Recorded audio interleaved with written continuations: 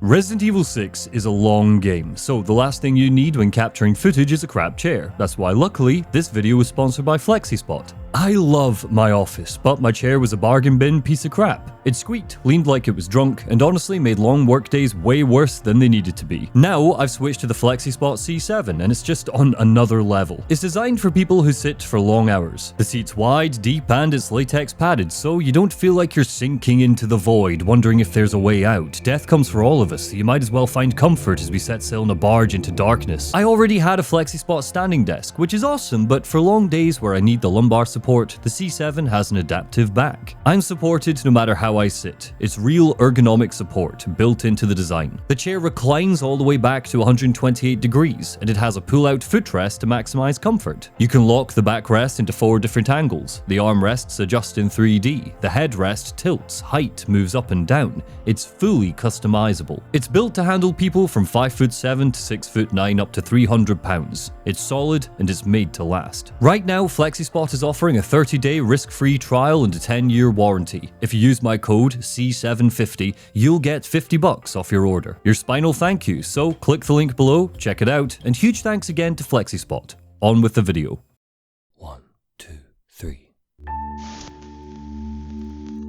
How do you solve a problem like Resident Evil 6? No, that's not the title of my new musical, though did you know there's a Resident Evil musical? It's a very real, very complicated question with a very simple answer. You don't. Following the release of Resident Evil 5 in 2009, series producer Jun Takuchi gave an interview with Ugo.com where he said something really interesting. Quote, Resident Evil 5 takes place in a world where Pandora's box has been opened. There's lots of bioterrorism occurring in different places around the world. Part of the story prior to RE5 is about how that's being dealt with. Certainly, if the series is to continue when we follow Pandora's box, where all the bad things are already out there, the important story would be how you restore the world to its natural order. Resi 5 flung open the lid of Pandora's box and exposed the series to the hot, uncompromising African sun. It unleashed a parade of monsters, beamed the threat of bioterrorism into the global consciousness, and slapped us with a game that didn't know what it wanted to be. Why this matters is that the box didn't just spill out horrors for the in-game world. Metatextually, Resident Evil 5 was the moment Capcom cracked open the franchise's DNA and let loose a horde of action-heavy, horror-light sequels that left longtime fans clutching their typewriters and wondering what happened to the dread. Amidst the 2 underrated Revelations games tossed to horror fans as an afterthought were light gun shooters, multiplayer spin-offs, and whatever the hell Resident Evil 6 was. It's not what Resident Evil should have become, but it is far from its worst game. I can say that because I've played all of them. Have you played Resident Evil Gaiden? No, you haven't. Nobody played Gaiden, that was a bad dream you had. Resident Evil 6 succeeds in being a fun video game because, for the most part, it knows exactly what it is. An action blockbuster. I know, you're shocked. What a take, like and subscribe. I'm not here to defend Resident Evil 6. It doesn't want to be defended. It doesn't think it needs it. I'm here to embody the game by reveling in the chaos. Of course, we all would have preferred an isolated, dread-inducing survival horror to the cinematic silliness that we got. But there's intriguing ambition here, an admirable attempt to carve out different playstyles, atmospheres, and vibes in each of its campaigns. It's a cluster bomb of quick-time events, bombastic set pieces, and a Necronomicon of monsters to shoot. It's what happens after you open Pandora's box. Chaos. Everyone wants to slam the lid shut, but witnessing the evils that burst out of it is something you can't look away from. Look at Leon running from a tornado of explosions and tell me you don't see madness. Look at the melodrama of Chris Redfield's arc and tell me you don't see wrath. Fear, sloth, lust, and envy are all here too, and if you're willing to follow me, we'll find them along the way. So, take a deep breath, and let's peek in the box. This is a commentary and critique of Resident Evil 6. Let's kick off by looking at how the game's 3 primary openings set that all-important tone. You've had enough. Listen, sweetheart. You're here to pour drinks and look pretty. So how about you shut your mouth? Chris Redfield is lost at the bottom of a bottle. Racked by mysterious amnesia, he's belligerent and erratic. The calm grit of Resident Evil 5 is gone. This is a Chris who's finally cracked after all these years and has run from his responsibilities. 6 months earlier, a group of men died under his command. Mysterious. What happened there? Where are we now? And is the game really doing angry, bitter Chris Redfield after the arc he went on in RE5? It's a startling way to open his campaign, contrasting his new partner, Piers Nivens, eating into a juicy steak to illustrate the darkness of the moment. To keep that energy consistent, the musical theme that accompanies Chris's memories of the BSAA is a war theme.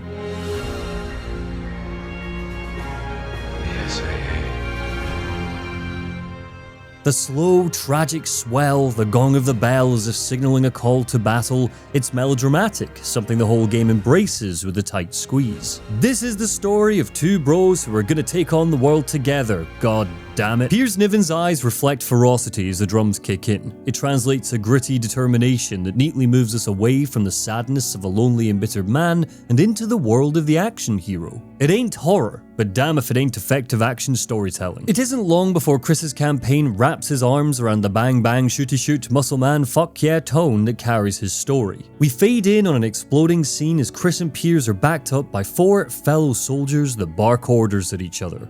The location? China. The year? 2013. We work through the streets of Lanxiang. Everything is on fire. Military vehicles have formed blockades. Explosions scream every 5 seconds. Neon signs illuminate our path, making the carnage less shocking and more familiar through dint of being oversaturated. Piers and Chris don't just open doors, they kick them down together. The level design doesn't even pretend that it's anything but an on-rails third-person shooter. China is one big weaving line that is simple to follow, and even if the player does get confused, Resident Evil 6 uses the team of soldiers at your heels to guide you along to the next checkpoint. Even that classic Resident Evil monster introduction is breezy. Tension appears and disappears as quickly as it came. Chris doesn't hesitate to shoot the Marauder before he even has a chance to speak, a direct contrast to how he's behaved in previous games. We see the Javo's head explode, and the game transitions into gameplay by giving the player an immediate advantage. When control is handed back to you, the monster is still reeling from the bullet it took in the cutscene, encouraging the player not to be scared, but to just start shooting. A chopper heads to the next checkpoint, ushering us along to the next boom boom set piece. Chris's campaign doesn't want the player to hang around. All of it is curated around blasting enemies away or getting blasted away. Hell, less than 10 minutes in and a goon arrives with a rocket launcher to shoot a chopper out of the sky. Don't worry, there's plenty more where that came from. What are we doing in China? Who are the baddies? Why do the monsters seem more intelligent than before? We only get an answer to one of those questions, and you'll miss it if you're not scrutinizing comms chatter, a tactical mission to rescue some UN workers. Once we grab them, the BSAA drops a goddamn bomb on a Chinese building. Are they allowed to do that? What are the international implications? Don't overthink it, even though this is the most politically conscious game in the series, this is Resident Evil 6, baby! Captain. In the aftermath of the BSAA's attack, Chris sees people covered in a hard chrysalis. He freezes, and not for the first time, Piers saves him. The Chris we get in this game makes the Chris we got in Resident Evil 5 feel unresolved. That game was all about him learning to trust in others again, to get over the inevitable brutality that comes from fighting bioweapons. At the start of 5, he wonders if it's all worth fighting for. By the end, he decides that it is. At the start of 6, he's decided that it isn't. He's changed his mind after losing more people. Speaking to IGN, the game director Ichiro Sasaki talked about this new direction for Chris and the reasoning behind it. Quote, "At the very beginning of development, I had this idea for the famous scene where Chris and Leon point their guns at each other. For that reason alone, I wanted both of them in this game. But they're both cool characters. They're strong, reliable, trustworthy. Having 2 similar protagonists was something we wanted to avoid, so we decided we need to make some changes. Those changes came with Chris. Originally, we developed a thread where he could die." Now, setting Chris on a character path that undermines his arc from Resident Evil 5 just so we get a scene where he points a gun at Leon might seem cynical. Considering killing off a series mainstay for no reason other than to shock fans might seem nihilistic. It might, because it is. It's bad franchise writing that's almost as nihilistic as Chris's whole outlook as his campaign goes on. But here's the thing about nihilism. It's contagious as hell, and just wait till you see the giggles that Jake's campaign boots up. Stuff do anything for you yet? It's supposed to be some kind of energy booster, but I don't feel any different. Jake Mueller has a terrible name and one of the most carefree openings of any Resident Evil game. A nonchalant, whistling merc absently injects himself with an unknown serum. The whole thing oozes suave, hyperbolic cool. Here's what you need to know about Jake. He's a badass, has daddy issues, and is weird around women. There's always something with women. Not bad for a girl. Females, am I right, fellas? These three things will never change. But look, he's voiced by Troy Baker. It's 2012. Everybody likes Troy Baker. He's got a cool jacket with a cool patch of a spider on it, the symbol of the Adonian Liberation Army. This is a guerrilla group in Eastern Europe that quotes Dante. Weird, because Adonia is basically Serbia, so I don't know why they have Italian stitched onto their logo, but let's not worry about that. The casual way he quips at a drooling monster as it staggers toward him kills any hint that this campaign is gonna be a creep fest. Jake's story laughs in the face of survival horror and instead feels more like a theme park ride. Giggle, don't scream, see the monsters as dumb obstacles, not threatening abominations. You want proof? Just look at the Krav Maga Jake whips out to take down the monster. He doesn't keep his distance, he's open to getting bit. He puts his hand right over the enemy's mouth before flipping him over. Through how jovial all of this is, the player is encouraged to trust in his judgment and to lean into the playful back and forth between him and Sherry Birkin. Sherry, now all grown up from Resident Evil 2, is a foil for Jake. He cracks jokes, she's straight to business, outlining the mission and not batting an eye at his sarcasm. Just like with Chris's campaign, we don't waste any time getting to the blustering action. It's December 24th, 2012. The country of Adonia is locked in a political struggle that isn't helped by the appearance of bioweapons. Distantly, the BSAA blasted insurgents. It's a war zone, set dressing for the explosions. Right now, we're racing against a global bioterrorist attack and we needed a vaccine yesterday. We need you, Jake. We need your blood. For currently unknown reasons, Jake is immune to the C virus, our new bioweapon. Sherry, as an agent of America's Division of Security Operations, has been charged with bringing him in. The thought being that Jake's blood could be used to make a vaccine. Jake agrees. For $50 million. So much of Jake's campaign is running from things or running to things. We've barely killed our first monster and suddenly a helicopter charges in, unloading with a Gatling gun. What this is really here for is to show how indestructible Jake is. There's hardly any cover to dive behind, so we've got to race to the end of the street, take bullets to the gut, and end up relatively unharmed. That's arguably the most important tutorial in the game, because it teaches you how to enjoy Resident Evil 6. Forget about tension, forget about threats. Jake and Sherry should not be afraid of getting shot at because a good chunk of Jake's playtime is spent fighting armed baddies rather than classic bioweapons. His specialties hand-to-hand combat, reinforced by how ridiculous his animations are, pile drivers, flips and kicks. Don't worry player, there might be monsters, but Jake Mueller's got this. We are whirled from set piece to set piece in a way so anarchic that if Resident Evil 6 was earnestly trying to be a horror game, I would hate this. But nothing about what we've seen so far screams horror. Racing through a battlefield, dodging a chopper, running from this game's tyrant Ustanak, a boss fight against Ustanak where we get a bloody magnum, a weapon typically reserved for the final third of a Resident Evil game, a boss fight against not one but two ogre men. Wow, you might say. What a crazy sequence of events to stuff into the first few hours of a Resident Evil campaign. How about the first 40 minutes? Does it feel like too much yet? It feels like too much. Okay, well, let's tone it down. Easy to do, because Leon's opening has none of that same joy. Stay right where you are.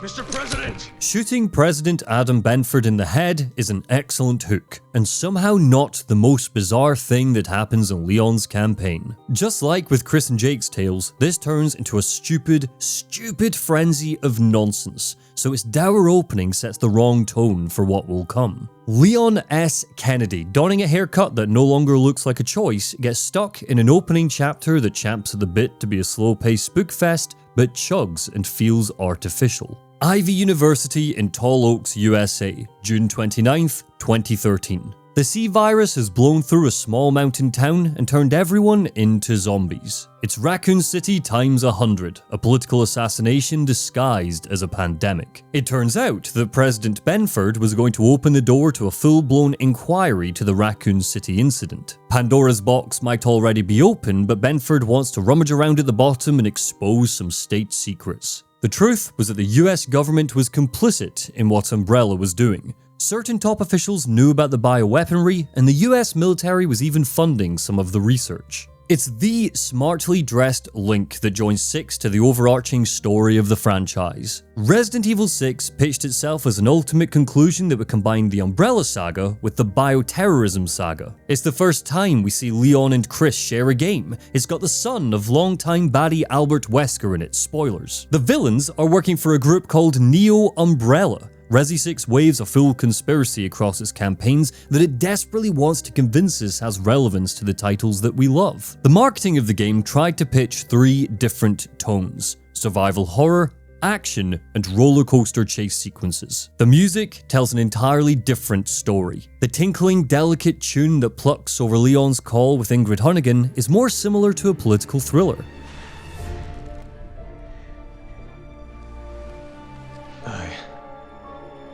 Just shot the president. The clinically insane lore and storytelling in Resident Evil 6 is where a lot of the fun lies. We're going to navigate the wild web of clones, zombie fog, and T-Rexes later, but where Leon's opening crumbles is when gameplay is handed over. You are forced, for the first time in Resident Evil history, to walk at a snail's pace. You can't aim your gun, you can't fire a round. In fact, Leon starts with no ammo, something that kills tension because it signals to the player that we won't be able to fight whatever threat does appear. That means when jump scares happen and chandeliers crash with exaggerated zoom-ins, we know they're fake-outs because we can't respond to them. There is so much trapping the player that it makes any attempt to dredging up a creepy atmosphere feel clinical, on rails. When a game arbitrarily swaps game mechanics in and out, there's no bedrock of consistency. We feel funneled and restricted, and when agency lacks, so does tension. Walk, cutscene, walk, cutscene, walk. Come on, Leon, give me a break, pal. His campaign is set up to take place in this large, archaic, dimly lit building, isolated from a nearby town like the Spencer Mansion was. In a Resident Evil game that wanted to revise its roots, this could have been a really interesting setting to navigate. There's so much potential here. Creepy paintings of old deans haunt the walls, large lecture theatres, classrooms where puzzles could have been scrawled on blackboards. But none of it gets enough time to be capitalized on. We soon meet a survivor who sadly gets his face chewed off by his own daughter. While we help him look for her, we pass an elevator that needs power. In a typical Resident Evil game, this would lead to some puzzles to solve to get in there, but instead, the survivor just says he has the keys, so that puzzle is raised and discarded with a flick of the wrist. I got a lead. You will if you come with me.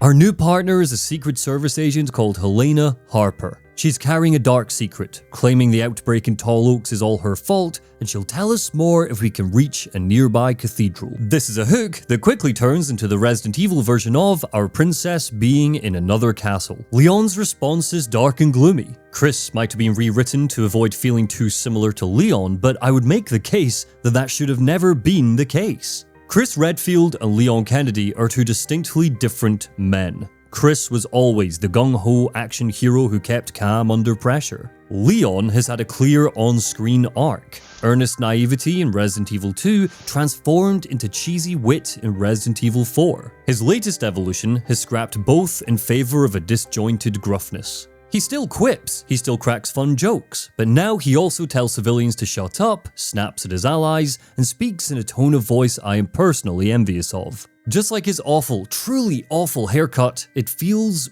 unnatural as a personality. Everything we have seen so far, the darkness of the university, the forced slowness, the locking of mechanics, and yes, the serious, edgy Leon, all combine to sum up the biggest issue with Leon's opening. It pretends to be Resident Evil mechanically without committing to it. Jake's campaign smirks and dances through dialogue and set piece. Chris's wallows in hyperbole while the gameplay explodes around him. Leon's is cold, cautious, and somber, with gameplay that restricts glorious chaos. So, as Leon and Helena escape from campus, let's stick with them and talk about the horror of the whole thing.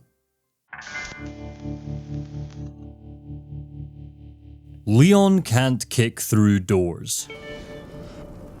That might sound like a peculiar thing to kick off with, but it's notable because of how it relates to the classic tension of a Resident Evil game. Door transitions once made the atmosphere ache. That then shifted to using impenetrable darkness and the delayed flick of a torch. Resident Evil 6 forces Leon to slowly push open every door he comes across to try and replicate that classic slow burn feeling. You don't know what's on the other side of that door, so it enhances tension. But, to quote a wise man, it's just a door. Chris, Jake, Sherry, Piers, and eventually Ada Wong smash through them because their campaigns are unabashedly about the action.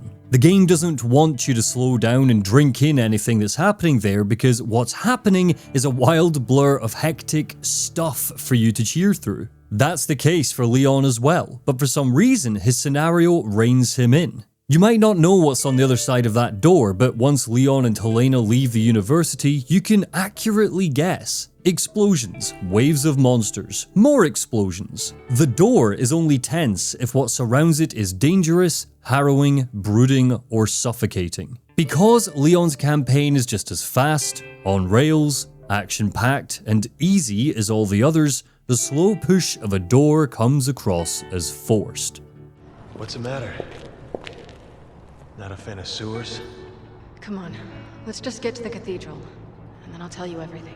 Our two agents burrow into the subway and sewer system beneath tall oaks. A humongous, very long tunnel leads into the center of town. The shadows of zombies are lit up on vacant walls. If you unlock the art director's notebook in the game, you'll see how Tomonori Takano described the central idea of Leon's campaign.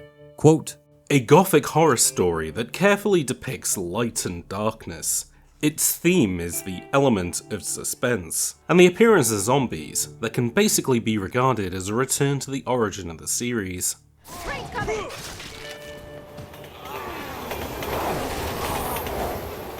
The subway sequence is capital F fun for the same reason a lot of Resident Evil 6 is capital F fun. The variety, the quick energy, and the whirlwind of things that are happening. We battle zombies in this tunnel while dodging subway trains that hurtle past. It's a great moment, but it's not tense because of the level design. The tunnel is simply too wide, the zombies are too obvious at a distance, the threat isn't suffocating or even present. That feeling continues when we emerge into Tall Oaks as a community. It's all one big throwback to the devastating final days of Raccoon City. Times 1,000. Half the buildings are on fire, blockades block our way, throwing us into a straightforward linear path. Ambulances run us over, cars crash into hydrants. It's gorgeous, glorious carnage. It's awesome to rush through an apocalyptic city like this, desperately trying to save bystanders as we go. We open a door to let a woman out of a subway train. She's gonna die in a second, don't worry about her. We move a car to help a guy pinned under it. He's gonna die in a second, don't worry about him. But in the same way that unbreakable screaming, gore, violence, and mutilation can actually spoil the impact of horror because it becomes oversaturated, the same can be said for when a game tries to fill those breaks with high-octane action set pieces. And Resident Evil 6 loves its action set pieces. It might take Leon a couple of seconds to open a door, but surrounding those small moments are a lot of big moments, like gunning down a horde as it spills into an elevator, or dodging trains, or gunning down a horde as it spills into a bus, or dodging a truck, or gunning down a horde as it spills into a locked-off corridor. Wow, we gunned down a lot of hordes in this game. I'm not sure where the suspense is, because the tension bubble pops before it can grow. This is a sweaty race through a city on fire. That's great environmental design to show a small town lost to bedlam, but suspenseful? I don't think so. There's no isolation, there's no slow trod. They are the confident footsteps of Helena as Leon races over rooftops. This is Raccoon City all over again. That's all the news I've got. Now it's your turn to help me. I need to know what's in that cathedral. Ingrid Hunnigan calls in. Apparently, an organisation called Neo Umbrella have claimed responsibility for the attack on Tall Oaks. National Security Advisor Derek Simmons is breathing down her neck and demanding results. Even if the fires were starting to wane, even if the level design gave us opportunities to slow down, the narrative makes sure there's no time for Leon and Helena to take a breath. But slow down anyway, guys, I've got a spiel brewing. Is Resident Evil 6 even a horror game in the loosest sense? Ichiro Sasaki described it as dramatic horror, a term that confused fans and interviewers alike, but the typical belief is that it's an action horror game. Action horror is a dumb subgenre with a definition that has too many grey areas and too much overlap to be taken seriously. TV Tropes defines it as a subgenre of horror that, as the name suggests, adds very strong elements of the action genre. Thanks TV Tropes. Online examples include The Evil Within, Alien Isolation, Silent Hill.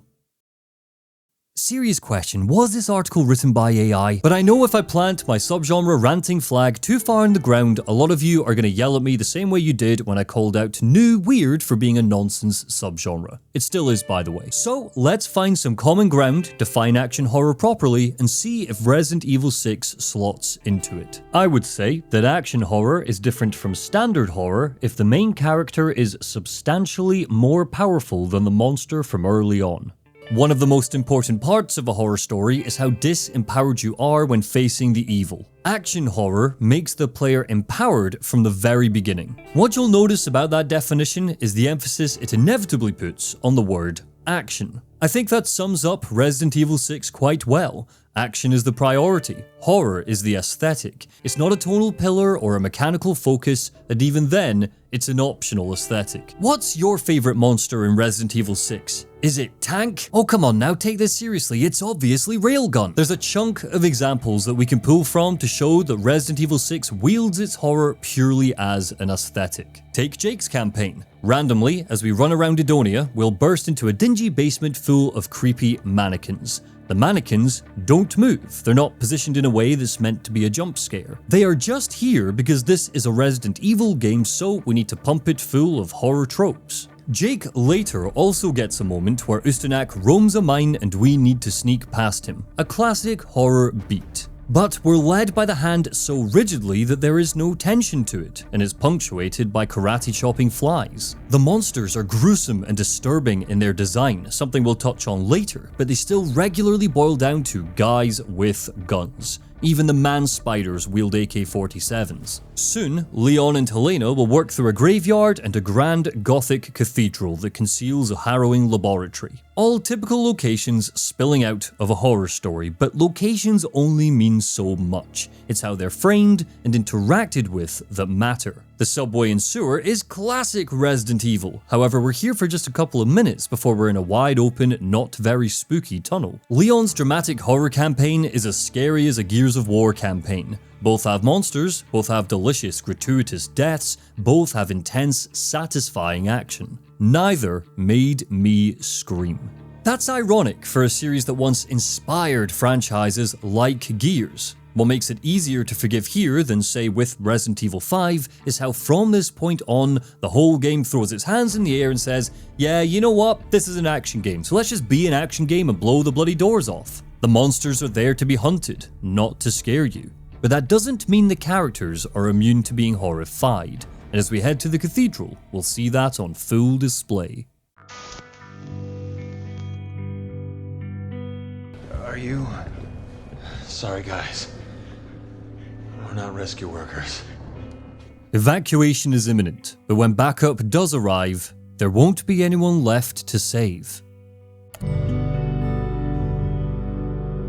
Lepotica is the source of the Tall Oaks pandemic. Its name is ironic, pulling from Serbian for feminine beauty. Her gruesome design is there to play on trypophobia, a fear of holes when grouped together, but what makes it intensely disturbing is how it takes feminine sexuality and grosses it up. If it grabs you, it tries to shove its long blue tongue down your throat. Its body is covered in bulbous pores that, from a distance, look like tits stacked on top of each other. Battling it is intense, because it puffs out the zombie fog that turned Tall Oaks into a bed of infection. The survivors in the cathedral are just its latest victim, so they'll turn quick fast and charge at Leon and Helena. The terrible thing about Lapoditsa's introduction is that the blame for this church massacre lies at the feet of our two heroes. They open a secret passage that leads underground and the monster emerges. It's not fair to say that the agents bear full responsibility. They didn't know what was down there and it's not like they created it, but because there's a whole sequence where the survivors debate not letting them into the church and openly worry that they'll bring trouble, the fact they do bring trouble this grand in scale is horrifying and comical. But it's what surrounds Lapoditsa that I want to focus on here. Resident Evil 6's world design and puzzles. Follow me. Resident Evil 6 has more puzzles than Resident Evil 4 and Resident Evil 5.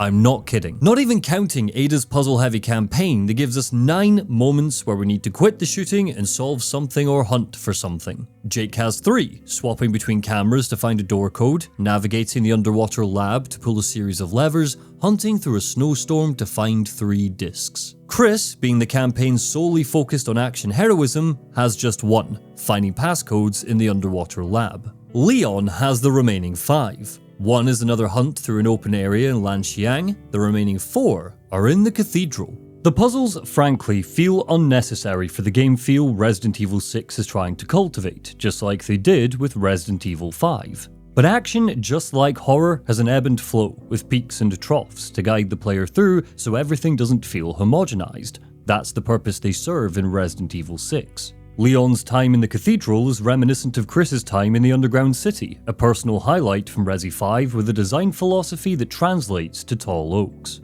It's worth flagging that quantity isn't everything. Quality is what really matters when it comes to puzzles, and these ones pull from series highlights. Hunting for items has typically been a fallback for Resident Evil games. The entire loop of the first title was based around it. But what separates the Spencer Mansion from, say, the Lanxiang Market is the gameplay that informs it. In Resi 1, you might find a few key items at once. The trick was to figure out what to do with them. You got the wooden emblem at the start of the game, and it just sat in the storage box until you eventually figured out you needed to swap it with a gold emblem. That gold emblem was locked behind other keys, puzzles, and boss fights. Here, the Madonna statues, the heat-sensitive mirrors, the bells, the door codes, the cameras, and the key hunts are all contained to just one moment. Take Leon's later sequence in the Lanxiang Market. It's an open map with locked doors, electric wires that need to be turned off, and scrappy alleyways. While you scurry around trying to find what you need, a borderline unkillable creature called the Rasclapagna pursues you. Head scratching isn't the goal, the keys are just there so we can be locked in an arena with a monster. This puzzle philosophy pulls from the Resident Evil 4 playbook rather than the Umbrella sagas.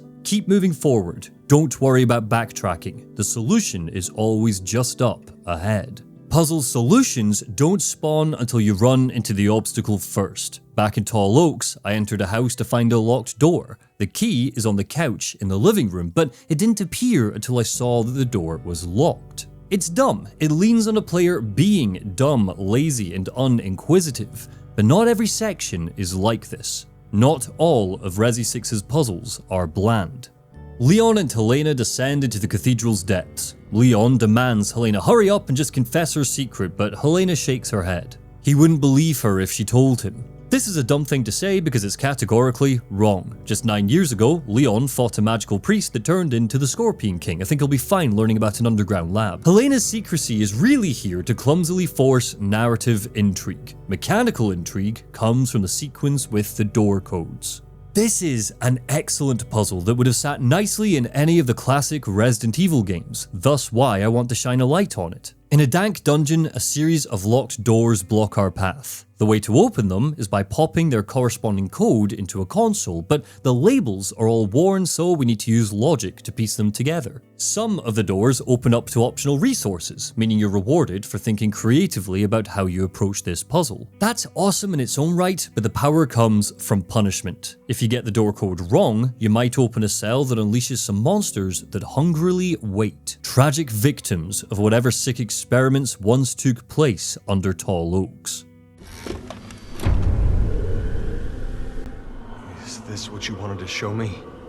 One of those victims seems to have been Ada Wong. We watch in an old tape as she's birthed from a slick cocoon, a C-virus experiment. That's mysterious enough, but as Helena wanders through the old, rusted laboratories, she mutters that she remembers it all. She's been here before. It seems Umbrella's cruelty has lived on in this new organization. The level design isn't cruel. If you're a lazy player embracing a sloth playstyle, you're in good company with Resident Evil 6. Icons flash up distantly to tell us where keys are, where our objective is, and even where the flashier optional weapons like the elephant killer are. Don't worry if that is somehow too much work to parse through, because with a quick jam of a bumper button, an arrow shows up to lead you by the hand, explaining which streets to turn down, which labs to cut through, and which part of a blizzard to wander past. It makes most of the puzzles, particularly the key hunts, an absolute donder, and when it comes to the overall world design, it's simply not necessary. Whether you're in Edonia, America, or China, you're following alleyway level design.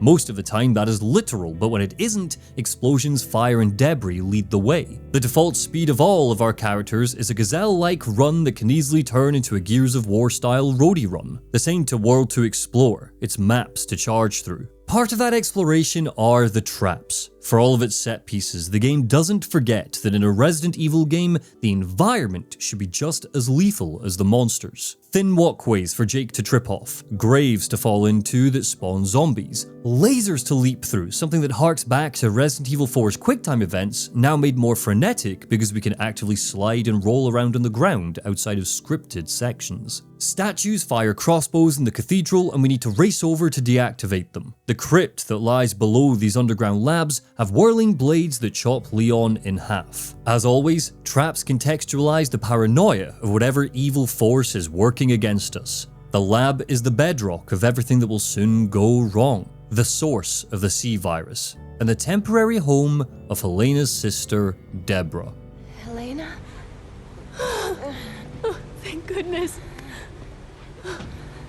This is what Helena kept secret. Derek Simmons is behind everything. He kidnapped her and her sister and threatened to experiment on them. Helena, in a bid to save her sister's life, helped him breach the president's security. It didn't matter. Simmons still injected Deborah with the C-virus and infected Tall Oaks. We can't talk about the world design without talking about the bosses. If the story bloomed from one shot of Leon and Chris threatening each other, the level design blooms from the set pieces that bookend standard gameplay. Boss fights aren't boss fights. Not really. They're insane events. A full cave network and mine system is adjoined to the crypt for unexplained reasons. Here's simply because the Deborah Harper boss has a bit where we ride around in a minecart. As Deborah transforms, Ada Wong steps out of the shadows. She's here for her own reasons, but has taken time out of her own adventure to put Deborah out of her misery. Helena, trying to protect her sister, considers killing Ada, but Leon stops her. Not for the last time, he saves her life. There is, would you believe it, a second boss barely 30 minutes after Deborah that also demands the world design be shifted to accommodate it. Temple Run leads to a sequence underwater where a giant leviathan called Berserk swims ominously in the distance. Oh, and now we're riding it, and suddenly we're trying to outswim it while Helena blows it to Kingdom Come. Resident Evil 6! Berserk is just one of many experiments conducted down here. It was human once, but now resembles a mutated shark. It's blind, so relies on kinetic sensations in the water. It was actually used as a waste processor for the researchers. Who needs to set up a self-destruct sequence when you can feed incriminating evidence to your pet bioweapon? If you've played the game, that last part might surprise you, even if you're a lore hunter. That's because it's not in the game, not in the art book, and not even buried in menus. It's somewhere else. Gone are the days where we'll find diegetic files and documents to scour as we explore. Remember, Resident Evil 6 does not want you to explore, it wants you to shoot and run and blow stuff up. Aside from the handful of puzzles, nothing will get in the way of that. So, if you're a story-heavy game with oodles of lore that thread a vast conspiracy together, how do you integrate that lore without slowing the player down? Easy. You shoot the lore! Stupid! Bright blue serpent emblems are dotted around each level. If you shoot them, you unlock those precious files that once set the tone of classic Resident Evil with unique voices and interesting histories. But even if you shoot all of the serpent emblems, half of the lore is missing. The Berserk file tells us the creature comes from the C virus and uses movement to hunt. The second half of that file is over on re.net, where you can read the rest in a cynical attempt to boost web traffic. To give you an example of this, I'm gonna need to spoil Resident Evil 6's big twist. Don't worry, it's not a very good twist anyway. Ready? Okay. Throughout the game, we see a woman who looks like Ada Wong, dressed in blue, committing vile acts. The game frames it as a mystery. Is Ada breaking bad? I mean, more bad than she broke before? It turns out the blue Ada is a clone. Derek Simmons took a woman called Carla Radames, experimented on her, and turned her into his own personal Ada. Here's the re.net file on Carla, written by her. I am Simmons' loyal servant, Ada Wong. I will do anything he asks, and in return, he does whatever I ask. We are the perfect match, and no one can come between us. But recently, I can't help but feel some horrible emotion deep down every time I look into his eyes. I don't understand how I could feel this way when we are meant to be together. Some voice is screaming, kill him, destroy his dreams, don't let him get away with this, and it gets louder every day, but why? What's wrong with me? He loves me so much and I love him back. There's no reason for me to feel any of this. I can't imagine a world without him. I've given everything to him. I would never want to destroy his dreams. Ever. That is key information about our two villains. Carla is conflicted about her relationship with Derek. She flits from unrequited love to mad bloodlust. This information is not in Resident Evil 6. It's barely hinted at. For the whole game, Carla is portrayed as a woman single-mindedly seeking revenge. The idea that she ever loved Simmons is missing. Resident Evil has always put interesting details into its supplementary material, but by 2012, following Resident Evil's slavish attempts to create a timeline and establish what was canon and what wasn't, you'd think they'd have learned their lesson. I guess not. Keep shooting the lore though, it makes a pleasing sound. Tell me, is it true you were the only ones present at the time of his death? What are you saying? Well, you must be aware that you are both suspects in this attack. Ada leaves without giving answers. Why was she here? We'll find out later. Learning that Simmons is the mastermind behind the death of the president, Leon calls into HQ, but gasp, it's the bad guy that answers. He labels the agents traitors to the country, implies they're at fault for the president's death, and demands we turn ourselves in. Reflecting the past, the government nukes Tall Oaks just as we escape. Raccoon City times a million. With no backup and no plan, Leon and Helena fake their deaths and follow Simmons to China. Seems the C virus has been unleashed there as well, and we've got a conspiracy to expose.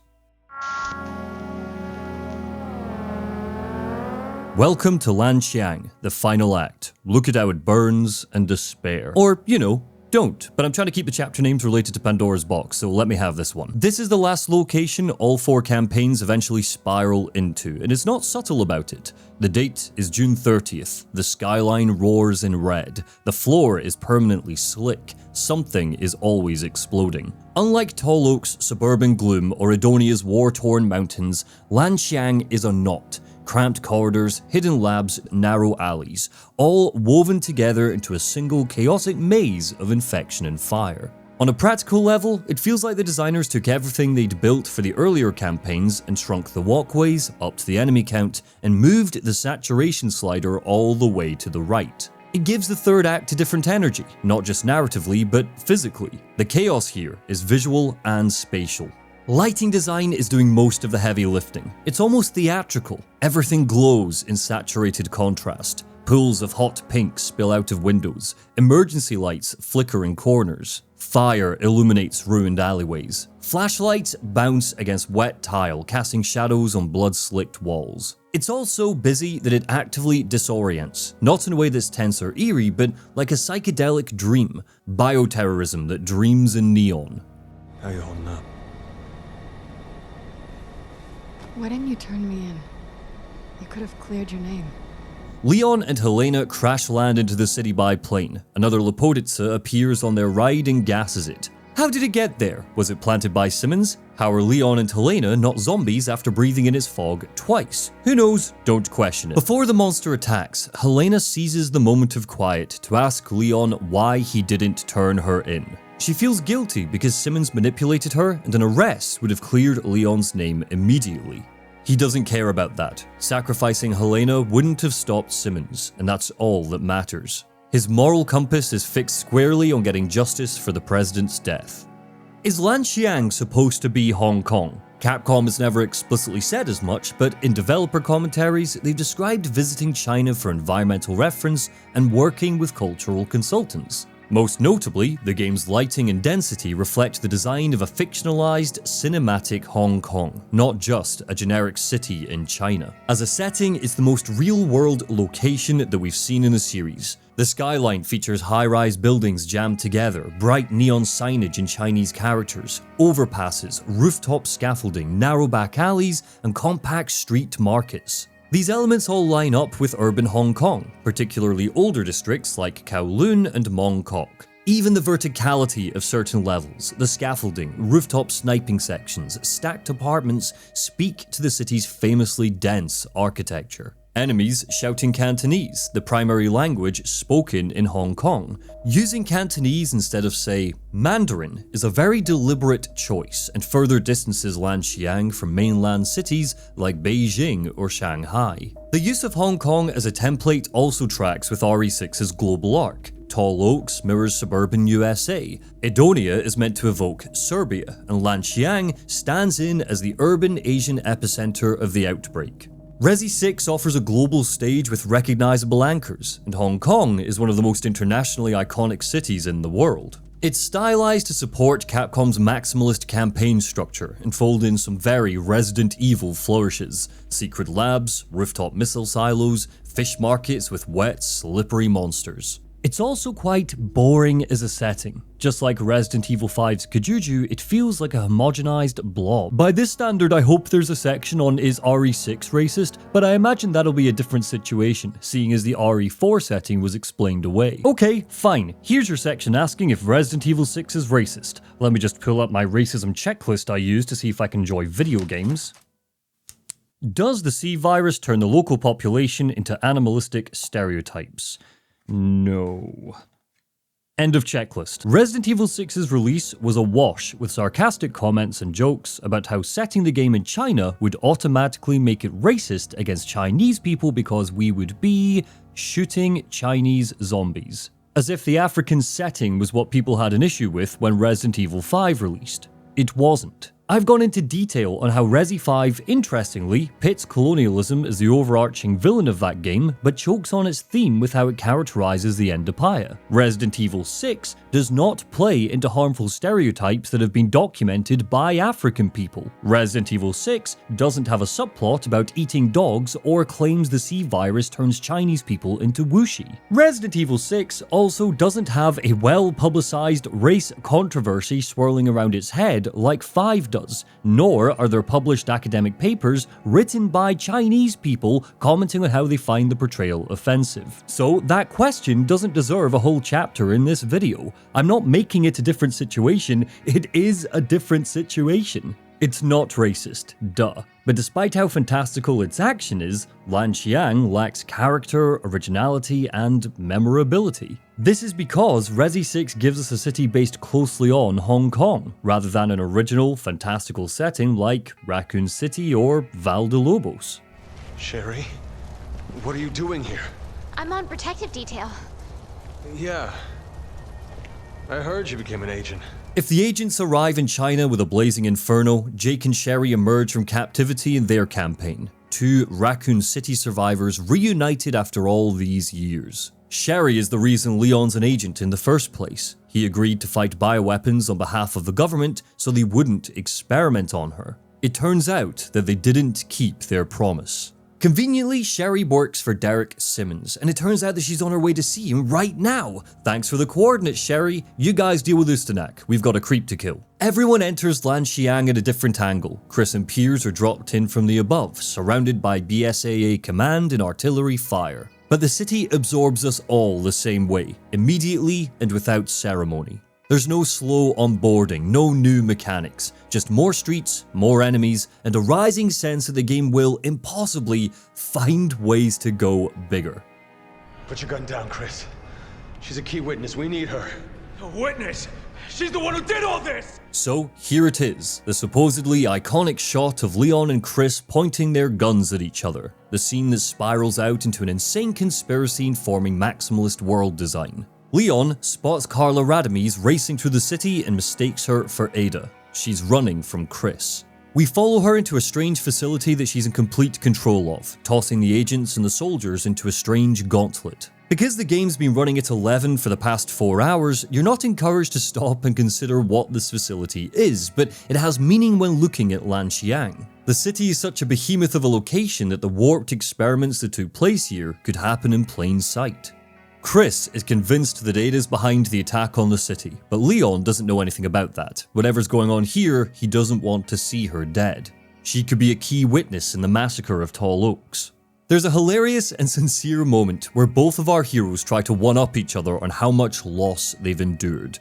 Chris lost a whole platoon, but Leon roars that he lost thousands, including the president. Don't you get it, Chris? It was Raccoon City times 1 billion. 2 men tainted by survivor's guilt. It's just Leon won't let it control him. His trust in Carla Radames is punished. She drops a flashbang and escapes into the night. Not Chris's prisoner or Leon's witness. She's got plans of her own in a city built to fail. Chris promises Leon that he'll try to bring her in peacefully.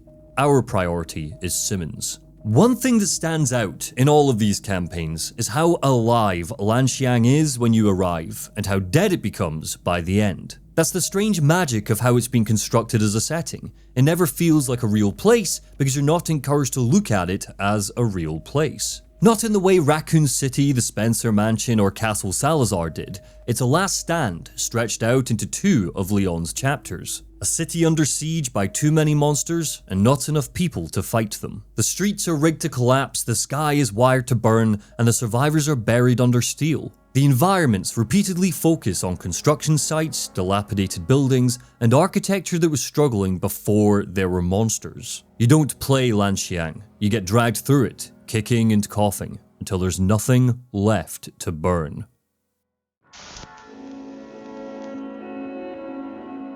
Let's talk about sex, baby. Simmons! Well, this is unexpected. Derek Simmons is a creepy little lech boy. Every horrible thing that happens in Resident Evil 6 stems from the fact he's in love with Ada Wong, she's not interested, and he's put plans in motion to fulfill an incel's wet dream. It starts with his slimy, sweaty character design, what sort of politician wears a bowler tie, and ends with his boss dialogue, jealously mewling that he's the only one man enough for the international super spy. When we find him, he's flanked by suits and machine guns. Sherry demands answers, asks if he was involved in what happened to Tall Oaks, and he just openly confesses, so confident that they won't live to tell anyone, and so arrogant that he thinks they're not recording his confession. He's right, nobody records this, but Sherry hands Leon a drive with information that could expose him. All that's left is to cut his head off. It's interesting that 90% of Simmons' characterization can be summed up by categorizing him as a sex criminal, because it highlights something that I've thought for years. Resident Evil is scared of sex. Despite every character being so attractive, Resi is a sexless series.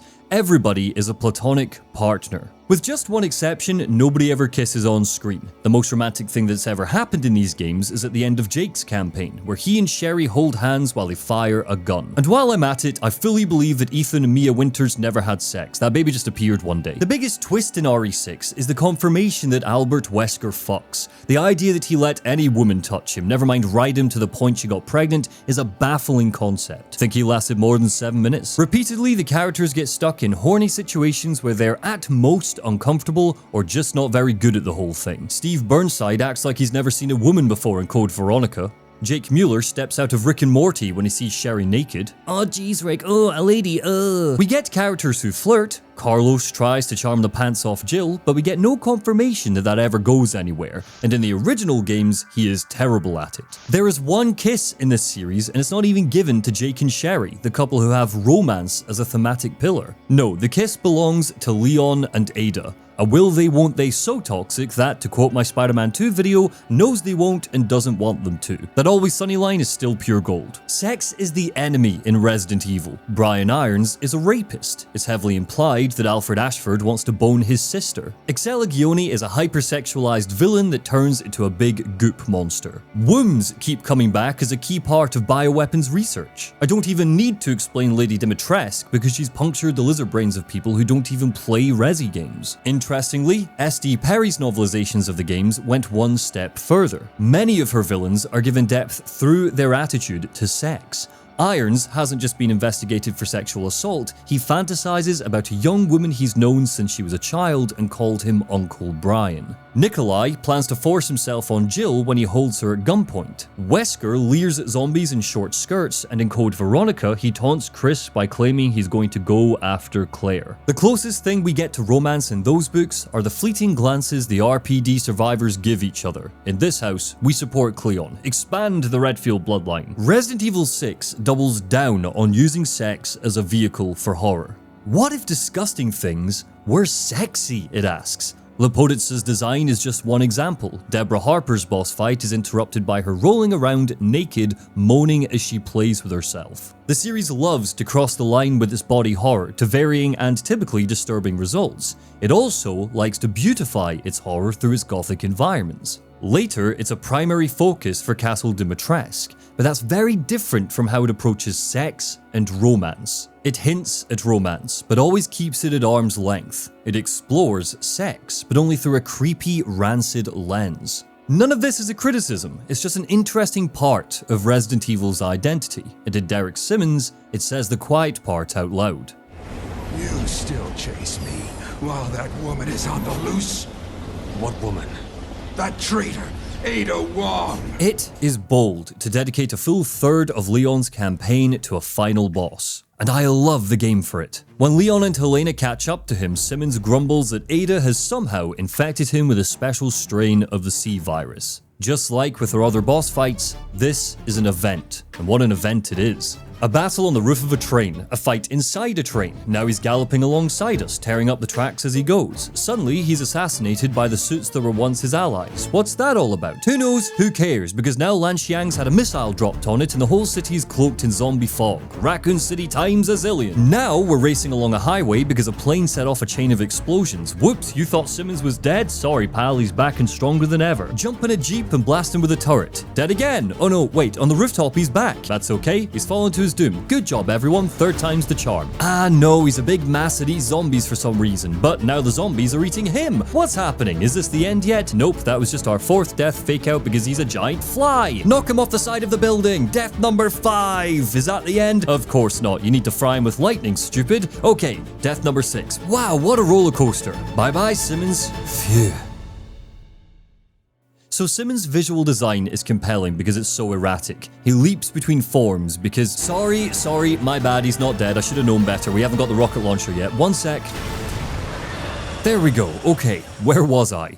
Simmons' visual design is compelling because it's so erratic. He leaps between forms because the C virus is rearranging him on a molecular level. His skin crystallizes, splitting off from him like jigsaw pieces, mutating him into different beasts and then returning him to his human form. Why does it do this? Partly to remind us that he is, at the heart of it all, just a loser of a man, but mainly so that Leon can repeatedly punch him in the face. Catharsis comes in the form of the rocket launcher, but it's topped by the crunch of Leon's fist. The fact Leon can't kick down doors kinda kills the pacing of the train fight, but the fact numerous chapters are dedicated to fighting him, with each bite-sized battle bringing new variables, makes his threat grow past the point of ridiculousness and into hysteria. There's no fear because the spectacle overtakes it, but as the scale grows more and more epic, it's hard to begrudge the game any of this. Among the sparks, explosions, punch-ups, and death fake-outs, it feels like Simmons' entire character has disappeared.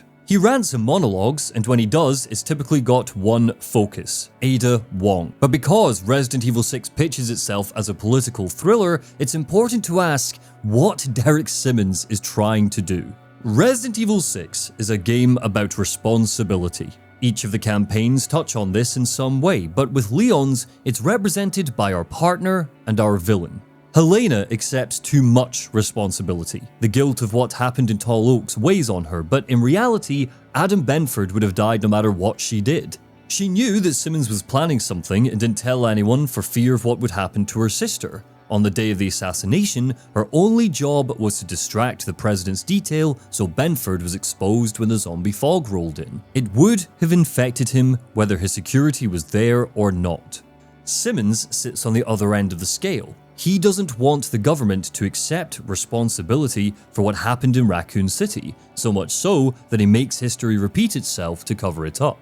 That's easy to forget because he spends most of the game either rambling about Ada or transforming into a T-Rex. But underneath all the corruption and fly juice, Simmons is technically a man with a plan. Not a good one, but a plan nevertheless. He is the secret leader of a centuries-old Illuminati-light organization called The Family, an organization that the series will just forget about. Building off Resident Evil's love of using aristocrats as a foundation for many of its villains, Simmons comes from a very old, very wealthy heritage. For most of its life, the family have corrupted governments, planted spies, rigged economies, and pointed at maps in rooms with no windows. President Adam Benford was going to expose the Raccoon City incident, and if he did, the family might be brought into the light. Simmons couldn't have that. He was the one who ordered the nuke. He helped cover up the government's ties to Raccoon. He salvaged Umbrella's viral data and passed it to family-funded labs,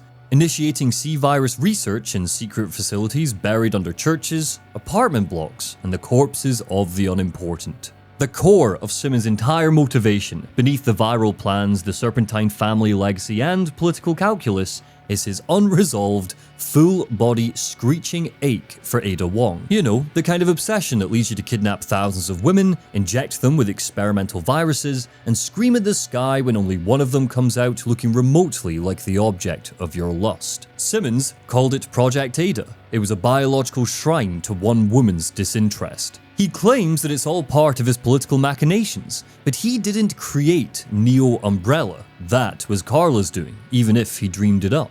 It was given the name explicitly to stir fear in those who knew what Umbrella did. Neo Umbrella isn't a rival to the family, it's its angry, unwanted child. The family wants to rule the world. Neo Umbrella wants to watch it rot. Simmons hates that, not just because it disrupts his plans, but because it forces him to confront the consequences of his actions, to take responsibility. Carla is a rogue agent and a walking reminder that he can't control everything, that his grip on the world is slipping, that no matter how many viruses he splices or empires he builds, he'll never be anything more than a creepy little man with a god complex and no idea how to handle rejection. Lending to the game's gorgeous cinematography, his death is poetic. As the rocket launcher blows him back, he's pierced on a monolith that stands in the center of Umbrella's logo. The blood pours from his injuries, coloring it red.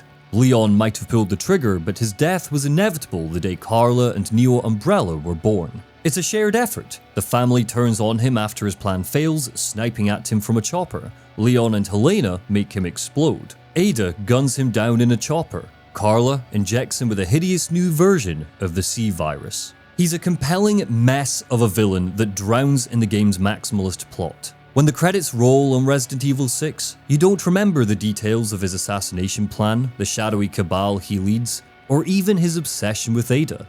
What you remember is the T-Rex. Did you know that Resident Evil 6 has a parry system? Now you do. Let's return to Chris Redfield and talk about the shooting. The BSAA, our job is to rid the world of bioterrorism. And the only way we're gonna do that is by sticking together. Nobody's expendable. Exactly. December 24th, 2012. Edonia. Chris's second chapter is framed as a flashback. Flanked by Piers Nivens and a squadron of soldiers, he leads a team against the Edonian Liberation Army. It's a political hotspot, a civil war, but the enemy are using bioweapons, so the BSAA gets thrown into the middle of it. Resi 6's combat is arcadey, flashy, hides some of its best bits, and a hell of a lot of fun, when the camera isn't giving you whiplash. Numerous combat scenarios appear that test co-op skills if you're playing with a friend, but even solo, it always feels like the game is ready to change gear before a sequence gets too stale. Many of the combat arenas are arenas, wide open spaces that encourage us to treat the terrain as versatile. Jake and Sherry have moments like the research lab that leads into a luxurious open Joanne with statues, fountains, balconies, and tanks. Leon's campaign funnels us the most, but even there, we get the standoff in tall oaks, or wild and wonderful moments like being ambushed in the crypt, a moment where we can use the booby traps against our foes. Chris is commonly thrown into vast spaces. The hangar where waves of monsters flood the space and we need to blow a door open with a missile is the most memorable example, but for something more prescient, we have the Ogre Man fight that sparks off his Edonian flashback. It turns out, Las Plagas isn't the only infection that results in giant troll-like creatures. The Ogre Man smashes into Chris and Jake's campaigns as a brutish, drooling, seismic force of nature. Or rather, as a control point mission with two bosses. A fresh-faced recruit called Finn needs to destroy 3 anti-aircraft guns so our backup can land. We need to cover him. Stop yawning. The anti-aircraft guns are just a small part of this moment. The real focus is on the 2 gigantic ogres that parachute in and the large town square that acts as our arena. Rooftops and balconies serve as vantage points. Turrets deal some real damage, but creative thinking is encouraged by luring them into power lines. Doing so stuns them, so Chris can run up their back and mash at their weak point. If we cock this up though, we transition into a fluid beat where the Ogre Man picks us up and will eat Chris unless we open fire. What's lovely about that is it feels fluid. In a game that overflows with QuickTime events, being grabbed by the Ogreman doesn't prompt the player to shoot at it. There's no label on the HUD that tells us what to do, it's just instinctual, and we're rewarded if we listen to our gut. Chris, the man is a wanted insurgent. Yes, he's a mercenary, but right now he's under the protection of the US government. He's no threat to the PSAA.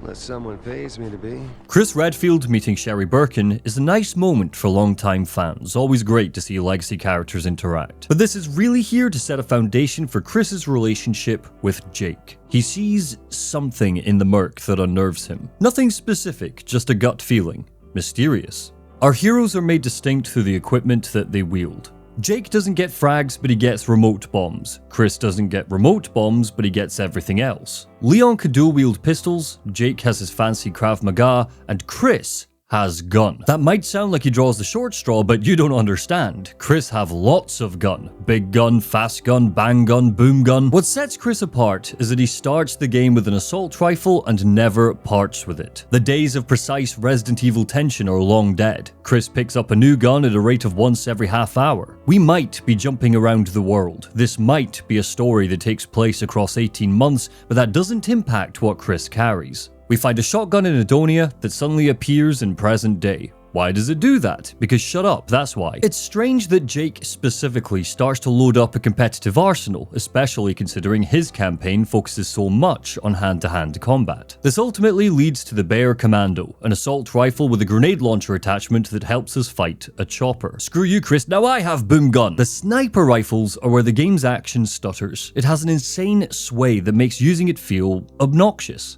In some ways, that makes sense. You can basically treat it as a joke weapon that's at odds with how you should approach Resident Evil 6, charging into the thick of it, slapping monsters. RE6 is determined to make its heroes feel as agile and flexible as possible. We can duck, we can slide, we can roll around on the ground and blast at zombies as they scream in our face. The slide starts as something that's a little finicky, almost like there's a delay, but once you figure out the timing, it becomes addictive because of how quick the animations are. Anticipatory systems, like how Resident Evil 4 Remake makes swapping between weapons take just a beat longer than you'd like to keep the tension, are gone. Nothing is going to stand in the way of Chris Redfield's wrath. When it comes to options, there's just a couple of artificial restrictions, the main one being a slow, sluggish camera when aiming down sights. In certain contexts, that could be frustrating because we can't hip fire either. If you want to shoot a monster quickly, you need to aim with a free camera, aim, and pull the trigger. No hip fire is strange for a game this fast-paced, but the melee system is to blame. Punches and kicks are no longer contextual, now they're part of every character's repertoire with a whole legion of distinct animations and combos across campaigns. Chris focuses on big heavy punches, Jake shoves and suplexes, Leon kicks.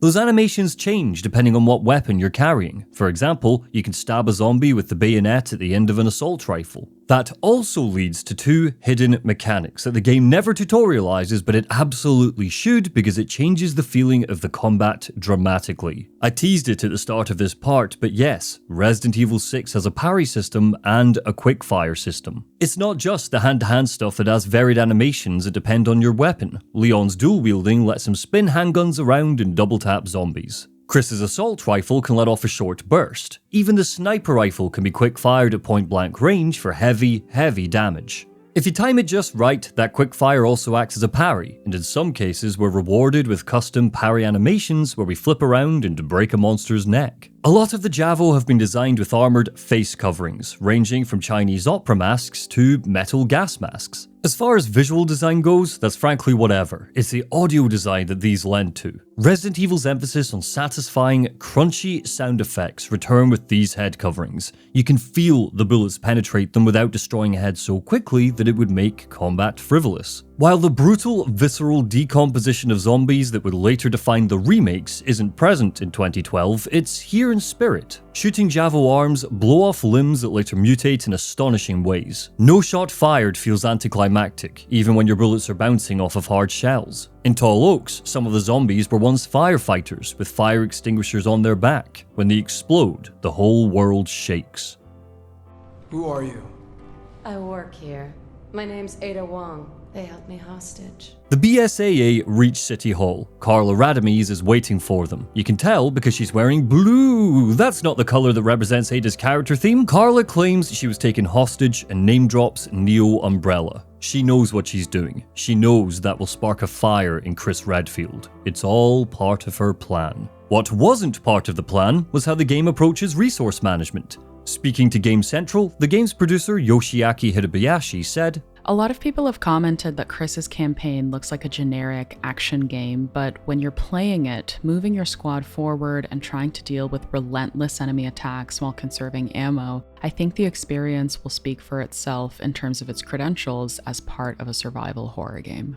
Chris Redfield's campaign does not have any credentials as a survival horror game. Absolutely nothing about the Muscle Man Run and Gun Action Fest relates to survival horror, particularly the resource management. You can't pause the game, likely as a design quirk to accommodate online play, even if you're going it alone. That's not a bad thing on its own. Hell, Resident Evil 7 has a similar approach, but what that means for the feeling here is that Resident Evil 6 never stops. It's eternal, a tornado of bad guys and blasting. He's coming for us all. In fact, the only time the speed drops is when the game whips into slow motion. Later, at the underwater base, Chris guns down the Rasclapagna while yelling furiously, "I don't have time for you right now!" Even the slow motion doesn't want to slow down. That means it's probably for the best that we can't choose health items in the menu. But strangely, you still need to go in there to equip herbs so you can then tap a bumper button to use them. On standard difficulty, the game's economy is incredibly lenient. Just like in 4 and 5, enemies drop bullets, healing items, and skill points ad nauseum. But if that is somehow not enough ammo for you, crates and barrels come in varying shapes and sizes to keep you stocked up. If you die, you respawn at one of the game's hundreds of checkpoints with a full health bar. Sometimes the game would just throw me at a checkpoint I hadn't reached yet, so I effectively skipped the combat that I died at. Resource management exists in theory, but it is so lenient it's easy to wonder why Capcom even bothered. There are a set amount of inventory slots like before, 9 if we forget about the unlimited pile of weapons that we can carry. It is rare that you will run out of room because you are always moving, always shooting, and always battling, so on normal difficulty, it feels like you're standing on a conveyor belt of ammo and herbs. The one resource you do need to monitor is a stamina bar that I personally think should have been cut. It's divided into 5 blocks, with each block representing a melee attack. If you're playing as Jake, karate-chopping lizards, it gets in the way of his flourishing cathartic swipes and kicks. Sprinting doesn't affect it, getting hurt doesn't lower it, so it doesn't incentivize distance or caution. It's just something that interrupts Rezi's wild, arcadey fun. There isn't tension anywhere else in the combat, so why bother shoving it in here? Skills are also useless. There are 35 to unlock at the start, growing to 43 on New Game Plus. Those New Game Plus skills are all based around infinite ammunition.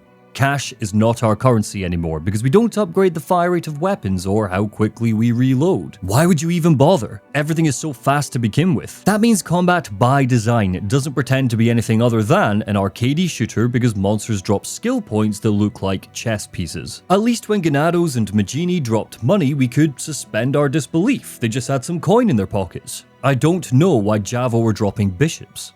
The skills are generally quite crap.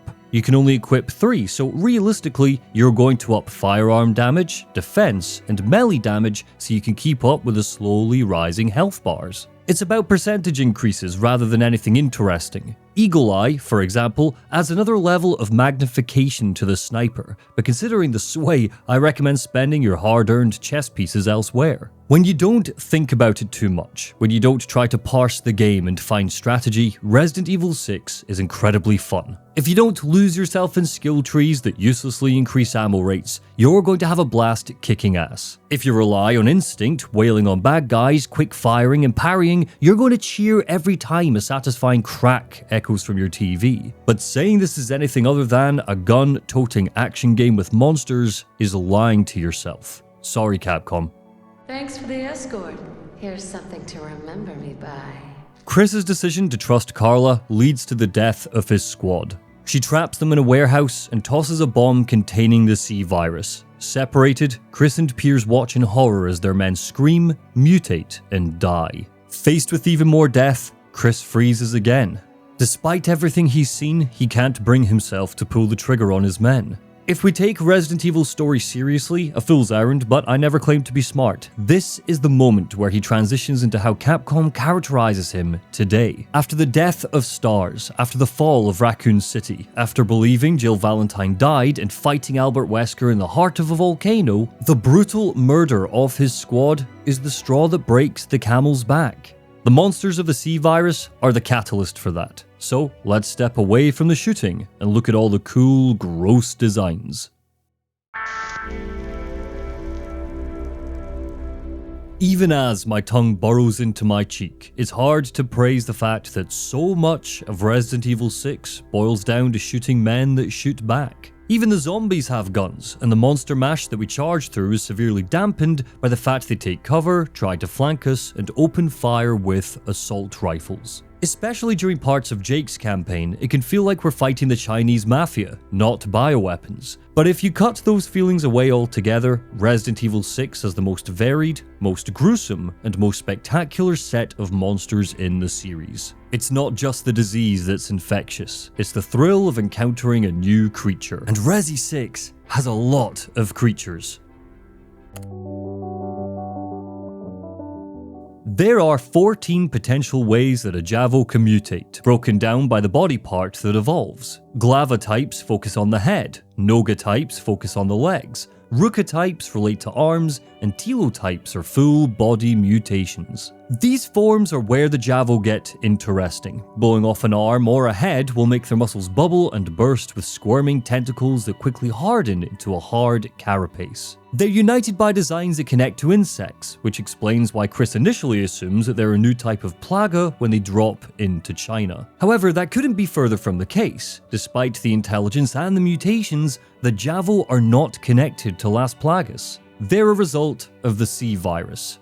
A BSAA note on RE.net reads, "At this stage, we believe that the G virus could have been somehow combined with the T Veronica to create the C virus. On death, their flesh bursts into flames and melts away. The virus makes them hot and febrile. The more damage they take, the hotter they get, until they eventually sizzle and die. Even those deaths have variations. Some Javo melt away, others harden into a slick cocoon, something that can block shots, act as cover, and can be vaulted over. It's the uncertainty that makes them such a fun foe to fight. You never know what the Javo will turn into. This one has wings. This one's head turns into a huge pair of jaws. This damn thing completely transforms into a maggoty cocoon that explodes if it gets too close. They all come with distinct attacks, weak points, and defenses, some being more dangerous than others. The Rukabedem, for example, has his entire arm transform into a thick exoskeleton that it uses as a shield and a battering ram.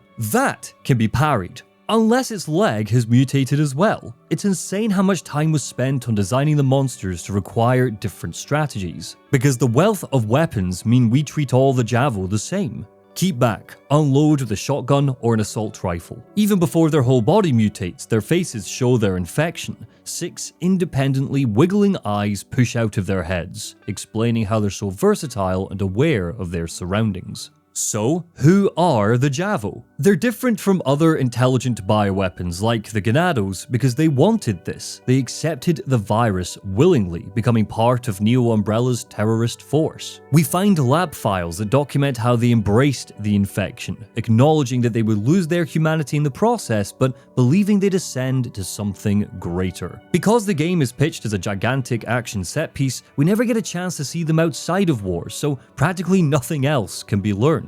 Looking at where Resident Evil 6 leaves off, it's clear they were supposed to be the standard grunt of the series moving forwards. Their charm remains because they're contained to this game, making them feel unique, but it would have worn off quickly if we needed to take them on in Resident Evil 7. The game's always up in the ante, with unique monsters for each campaign. Even if you think you've got a handle on what comes next, 6 is waiting to throw something brand new at you to keep you on your toes. When Chris and Piers eventually make it to an aircraft carrier off the Lanxiang harbor, we're faced with a new faction of Javo. A paramilitary unit with gas masks and burgundy exosuits. From a distance, their heads look like they belong to a freakish praying mantis. The suit looks like muscle and sinew. Where a lot of the Javo, even after mutation, have a humanoid feel to them, there are 2 that specifically stand out because their evolutions are so disturbing.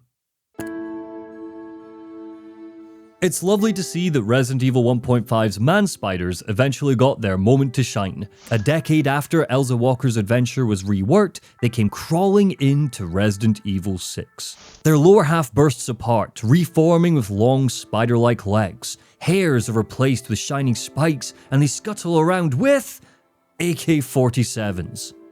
Jesus Christ. Even when the game escapes guys with guns, it returns to guys with guns. The Noga Terchanya's most famous moment is at the start of Chris's campaign. Those UN workers we were here to rescue get stuck to their backs and we need to chase them around an indoor market. It strikes that delicate balance between comical and horrifying. Just like everything else in Resident Evil 6, it's dumb, but that doesn't make their appearance any less disturbing. The Noga Skakanya are grasshoppers. They also wield guns, but they change the way we look at the terrain and are best in the wide arenas that Chris often finds himself in. Here, we see Jake and Sherry under siege and cover them from a ridge. The Skakanya force the player to look up, meaning China doesn't feel like back alleys and corridors, and like a city that looms, ready to swallow us up. What the hell were you thinking, pulling a kamikaze stunt like that? These are my men. You follow my lead or I'll find someone who will. Do you even hear yourself? With his memories returning, Chris sets his sights on the woman he thought was Ada Wong. Lending to the game's theme, he feels responsible for failing his men. He's transformed by it. The man who once laughed at a tyrant is turned into something harder, colder. And as the series goes on, his behavior will become more and more bizarre. That starts here. Piers points out that we should escort Sherry and Jake out of Lanxiang. Clearly, they're here for a reason that's probably important. Chris snaps at him. He's laser focused on his revenge. He grows rawer, angrier, more short-sighted, and his leadership is compromised. He charges blindly into a set of slums, a squadron following, and they are ambushed by something slithery. A blast from the past. Suddenly, a gigantic invisible snake appears to join the family of Suddenlies. Unlike the last time we battled a huge snake, Resident Evil 1's Yawn, it was once human. The C-Virus lacks definition because Neo Umbrella's experiments are wide-ranging and varied. Initially, it seems like it zones in on insects for its design, but then here comes Illuzia. An excellent boss event because it's a legitimately tense encounter among monsters that don't generally keep the tension. It can turn invisible, rush through various vents, and turns the slums into one massive arena. Its skin is impenetrable, so the only way we can hurt it is when it reels up and opens its mouth. This moment is a particular standout because it harnesses Chris's wrath while including the player. By the time the fight's over, there are just 3 soldiers left. Chris, Piers, and Marco. The only way to kill Iluzia is by electrocuting it, and our actions, the player's actions, lead to Marco getting shocked. Chris nearly gets an ally killed. Strelak are an example of what happens when the C-Virus undergoes virus activation, or VACT. Back in Resident Evil 1, this created Crimson Heads, zombies that went through physical trauma so severe that the virus overcompensated. It's strange that they don't reflect the focus on insects that connect a lot of the other monsters. Just like Berzak, just like Iluzia, they pull from the animal kingdom rather than arachnids or bugs. They run up walls, leap great distances, and emerge from various cocoons that litter a battlefield. There's an uncertainty that comes before their arrival. What will this cocoon turn into? An iguana or something else? The complete mutants also burst out of cocoons after virus activation. What sets them apart are their shells. The skin hardens with a crusty armor that blows off in chunks if you target it with a shotgun. The goal is to shoot past that armor quickly, targeting the soft, gooey underbelly before it can heal. They're large berserker monsters that charge us. The belief is that complete mutants were the first examples of the C-Virus VACT strain. From there, Neo Umbrella played around with different genome types: lizards, insects, crows. MeSec is what happens when you inject someone with a C-Virus strain that is combined with crow DNA. You first encounter it in Jake and Sherry's campaign, and it marks a departure from the usual brute force types. It's a gangly, hunched mass that's unsettlingly human-shaped. You'll struggle to see this because it spasms, but it's a person that's bent backwards, sprouting wings from the sides of its abdomen, like a freaky, flighted golem. It's frantic. You're constantly reacting, not planning, because you mainly fight it in a snowstorm where vision is obscured. They are a pain in the ass. If you hadn't been blinded by vengeance, we could have prevented some of those deaths. Shut up. Do you even care about our mission anymore? Frustration mounts as Chris leads Piers into more and more unnecessary danger. His lack of caution and determination to always be charging on means they blunder into Carla Radames. She mutates poor electrified Marco with a C-Virus, and Piers finally says the quiet part out loud. What happened to the legendary Chris Redfield? A lot of these deaths could have been prevented if he wasn't so reckless. When it comes to the fates of his squad, Marco pulls the short straw. Nesdo are one of my favourite monsters in the game. It doesn't have a body so much as it has a hive. Marco's body splits apart into a colony of insects, thousands of tiny wasp-like monsters forming a vague humanoid shape.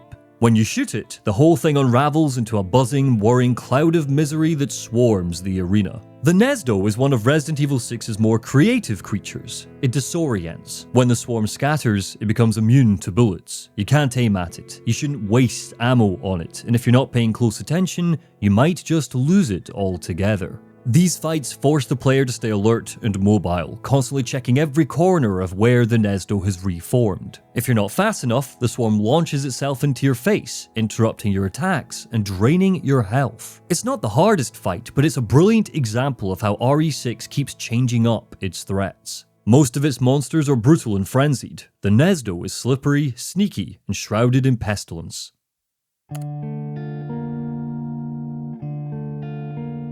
Would a bioterrorism saga game be complete without a chainsaw-wielding maniac? Ubistwo, which translates to murder in Serbian, because of course it does, is an absolute unit. If Derek Simmons refused to die, this thing doesn't know what death is. Its design is gloriously wrong. The entire right half of its body is shredded away, revealing raw muscle and jagged bone. It doesn't carry a chainsaw, it is the chainsaw, a relentless pursuer, one of the few tyrant types in the game that properly earns its recurring role. It returns again and again across Jake and Data's campaigns.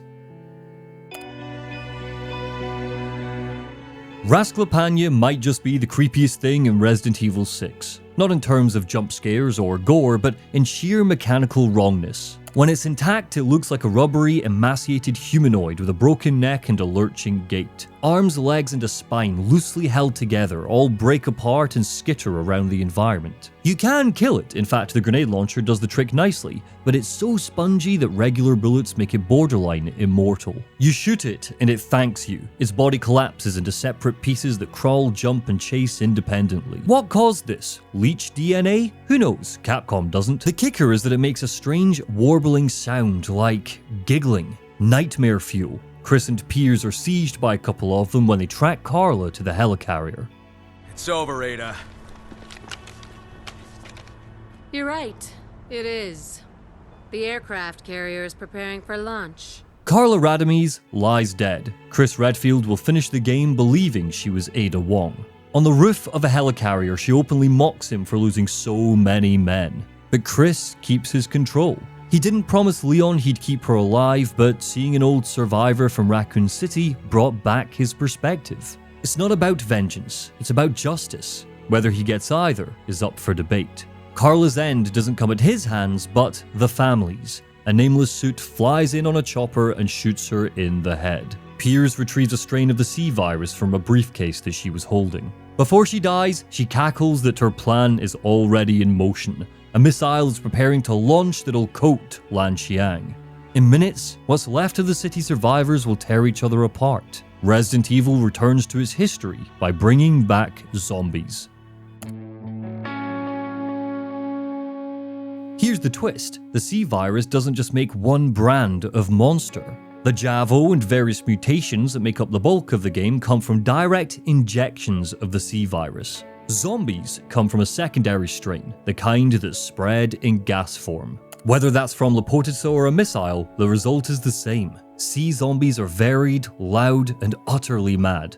There are standard zombies, sure, your shamblers, your groaners, your facebiters, but then there are the ones that have guns. Zombies that exhibit minor intelligence, absently spraying assault rifles around. It's absurd, it's funny, and it's kind of effective. When Leon battles them in Tall Oaks, they're so disparate that they break up the hordes. You're never battling more than one at any time. The game rightfully treats them as special, and the fact that they can't aim their weapons means it's more of a kink than a design feature. They come in all shapes and sizes. Emphasis on size. Some of the zombies have undergone astronomical mutations that mean they fill a room. They're not just overweight people who contracted the C virus, their size is absurd in height and density. Zombie dogs return for a short while, nastier, sleeker, and faster than the rotting husks that once came from the T virus. That emphasis on speed is carried into all of the zombies. Leon acknowledges that the days of slow walkers are gone. The box is opened and we've got variants that leap, variants that run, and incredibly annoying variants that spit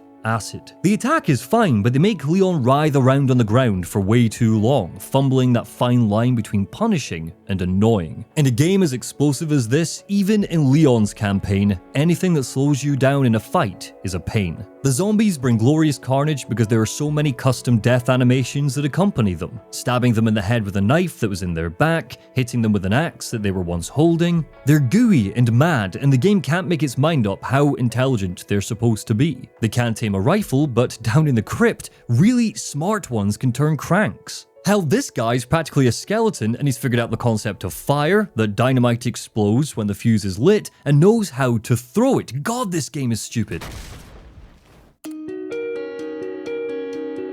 The Shrieker's head is shaped like a meaty flower and fires sonic pulses at everyone within earshot. Its skin is tight, veiny, and bright red, as if it's constantly screaming on the inside too. They're not tough to kill, but if you don't take them out fast, the entire battlefield becomes a frenzy. This is a game that rarely punishes you for letting an enemy live an extra few seconds. The Shrieker is the exception. If it's still standing, you're probably not. It's a support class enemy. Not something I'd say in a Resident Evil game, but there you go. It runs into a fight, opens its clown mouth of a head and screams. That scream stuns our heroes and sends every other zombie into a frenzy. Suddenly they're sprinting at you, climbing over each other and biting the walls because the weird naked guy said so. Resident Evil 2 Remake was originally going to introduce a new monster to the universe. A liquor zombie hybrid. Liquors come from zombies that have slowly mutated over time, and Capcom wanted to show us what that looks like. It was a cool concept that was unfortunately scrapped, but its essence lives on in the Bloodshot. These are what happens when a normal C zombie mutates wrong. They're fast, they're ugly, they look like they were skinned alive. They're born mid-gameplay and you watch it happen. They lunge with spindly limbs and they're prone to sudden bursts of speed that make aiming a joke. If a C-virus zombie takes enough damage, the virus sometimes overcompensates. Bones snap, flesh warps, and the skin peels away to reveal this flayed nightmare. The head vanishes into a gaping mouth. Its eyes bulge and flicker. It's wet, pink, and wrong. Chris, listen to me. I need you to rescue 2 hostages from an underwater oil field. Agent Sherry Birkin and Jake Mueller. He's Albert Wesker's son.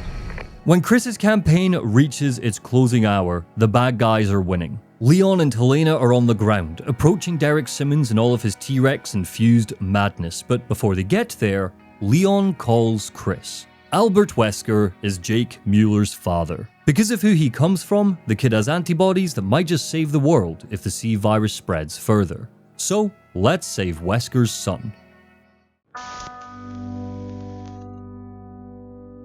In 2012, main characters didn't really die in Resident Evil. Stars got massacred in the first game, but we didn't get a chance to learn who they were. All of the key members walked away from the mansion. Ada has faked her death numerous times to the point we'll never be able to trust if she's gone for good. Brad Vickers met a grisly end in Resident Evil 3, but we didn't even know what he looked like until that moment, and he's on screen for a total of 5 minutes. Louis Serra is killed by Sadler, but in the original Resident Evil 4, he's only in a couple of cutscenes before his demise. All of our heroes and all of their in-game partners have always walked away, with 2 exceptions. Steve Burnside met a gruesome end in Code Veronica, and Resident Evil 6 kills Piers Nivens, but not without a glorious ceremony. There's irony for you. A man who spent his entire life trying to destroy the world, and now his son is the only one who could save it. Chris Redfield, off to save the son of Albert Wesker from an underwater laboratory. Piers acknowledges the irony. Wesker tried to destroy the world, and now here we are, off to rescue a son who could save it. Chris grumbles. It's been 3 years since Wesker's death. In that time, he's felt purposeless. Finding the resolve he once clung to, he apologizes for how he's acted and tells Piers that he's going to retire when they finish here. He wants his new partner to take over for him after he's gone.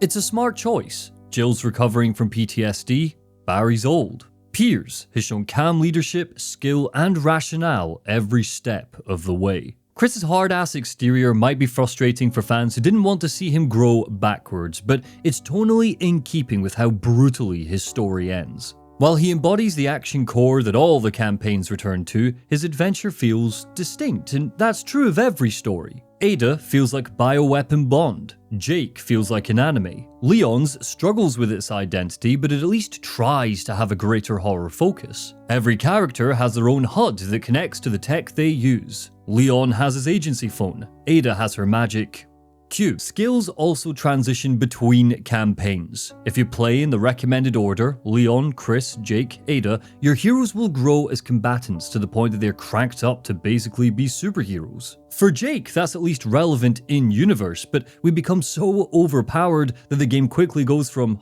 a monster to, monster. Get it? We don't influence the campaigns. The game doesn't remember gameplay kinks or offers choices that carry over. Resident Evil 2's zapping system, this is not. For example, when Chris and Leon are chasing Ada and Lanxiang, they follow parallel corridors. Distantly aware that there's another duo nearby, but unsure who they are. The game treats this like a race. You get awarded extra points at the end of the chapter if you make it to the elevator before the others. But if Leon gets there first in his campaign, he won't always get there first. Playing as Chris, you can still beat him. But the campaigns do speak to each other, even when that speech devolves into dribbling baby noises. They overlap in subtle and not so subtle ways. Case in point, when Chris and Jake finally reunite. I can see your father in you. Chris realizes that he's known all along who Jake was. It's why he paused back in Edonia. It's why he knew he'd be fine in Lanxiang. This moment where he confesses to Jake that he killed his father is the best scene in the game. It's tense. Chris is a character who reckons with the realistic brutality of what it means to be a Resident Evil hero. He killed the bad guy, and success didn't bring him catharsis. The two men get standout lines. Were you following orders, or was it personal? Chris is defined as a man who clings to the mission to distract from the weight of what he's seen when he answers both. Jake's evolution from mercenary to hero is underscored when he shoots past Chris, holsters his weapon, and decides not to be his father's son. There are more important things at stake than you and me. Great line, great setup for an arc in future games. We will never see this character again. Executive producer Horiyuki Kobayashi told Oz Gamers, When you look at the scale of this game, and it is pretty big, that is a conscious decision. We wanted to go for this large sense of scale in the game. That's why we decided to have different campaigns. So each campaign takes place under the umbrella of its own area. As we were working on the script, we decided, okay, this is getting bigger and bigger. We need to split it up. It's a huge story, and it's difficult to match horror to that. That's why you have to make your choices about what type of horror will suit each campaign.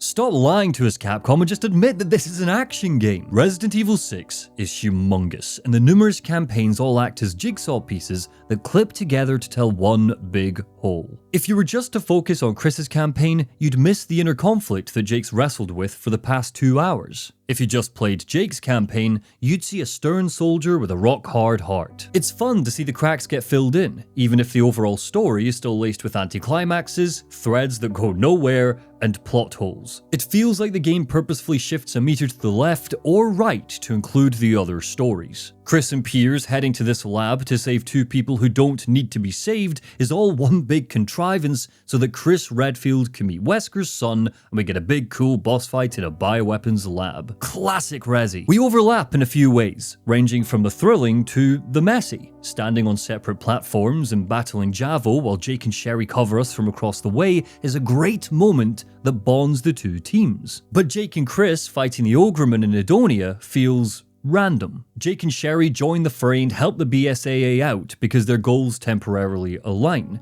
While the spectacle remains, it has a strange aimless structure to it through Jake's eyes. For Chris and Piers, we have our goal. Get Finn to the guns, kill the Ogreman so they don't crush him into goo. But for Jake and Sherry, they've just got to run around fighting the Ogreman if they want, while the BSAA completes their objective separately. They feel like spare pricks, especially if you kill the monsters quickly. I just stood around waiting for Chris to get on with the job. Chris and Leon separately chasing Ada has a great aha moment when you play it from the other's perspective. Not because of the narrative, again that's whatever, but because of the section where roaming mines slide into their separate rooms and we need to shoot them so they slide away like hockey pucks. It turns out that they're sliding into the next room. Chris and Leon are just shooting the mines back and forth without realizing it. The chopper attack in Lanxiang gains new context through gameplay. Piers and Chris fight it over rooftops, but unbeknownst to them, Jake and Sherry are also blasting the damn thing from a nearby street. They're inadvertently helping each other.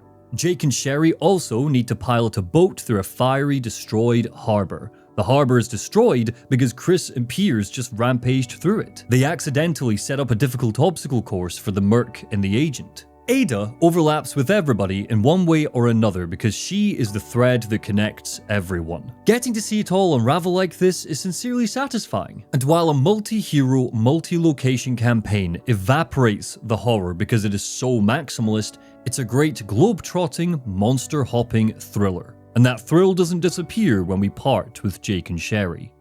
Wait! Hey! You got a job to finish.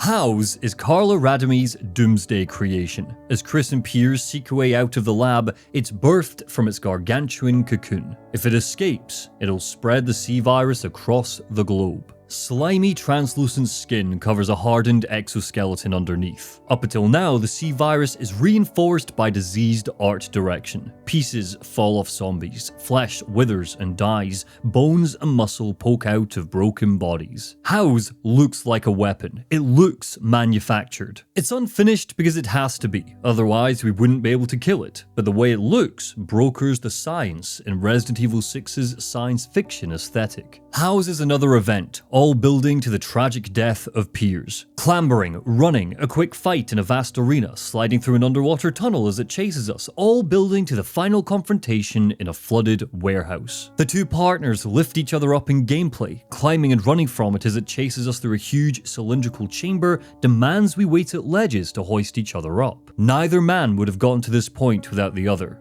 in the closing minutes of Chris's campaign, we're reminded of that. When we do fight it, it's a brilliant boss, mainly because it sheds gimmicks like Simmons had. There, the Jeep with the turret arrives regardless of how much damage you do. Here, the fight in the warehouse won't progress unless you get House's health to 0. It culminates in Piers sacrificing himself to save Chris's life. In one moment, he proves Chris right. He would have made an excellent leader for the BSAA. It's just a shame he won't get to see that day. He gets pierced by metal and his arm cuts off. Throwing caution to the wind, he injects himself with a vial we found on Carla's corpse. Piers Nivens turns himself into a bioweapon, a living lightning rod that helps Chris conclude the second half of the boss. It still won't complete itself. This is a lengthy, exhausting fight against the ultimate weapon, and Pierce's evolution brings an epic scale to the whole thing. When the dust settles and the day is won, he earns his hero's death, one that's surprisingly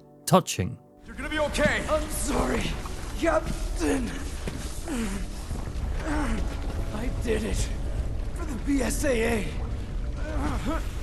Right until the end, Chris is determined to get his man out of there, to not lose another friend, but the situation is dire. Piers is dying, and he makes the choice for both of them. He pushes Chris into the escape pod and launches it.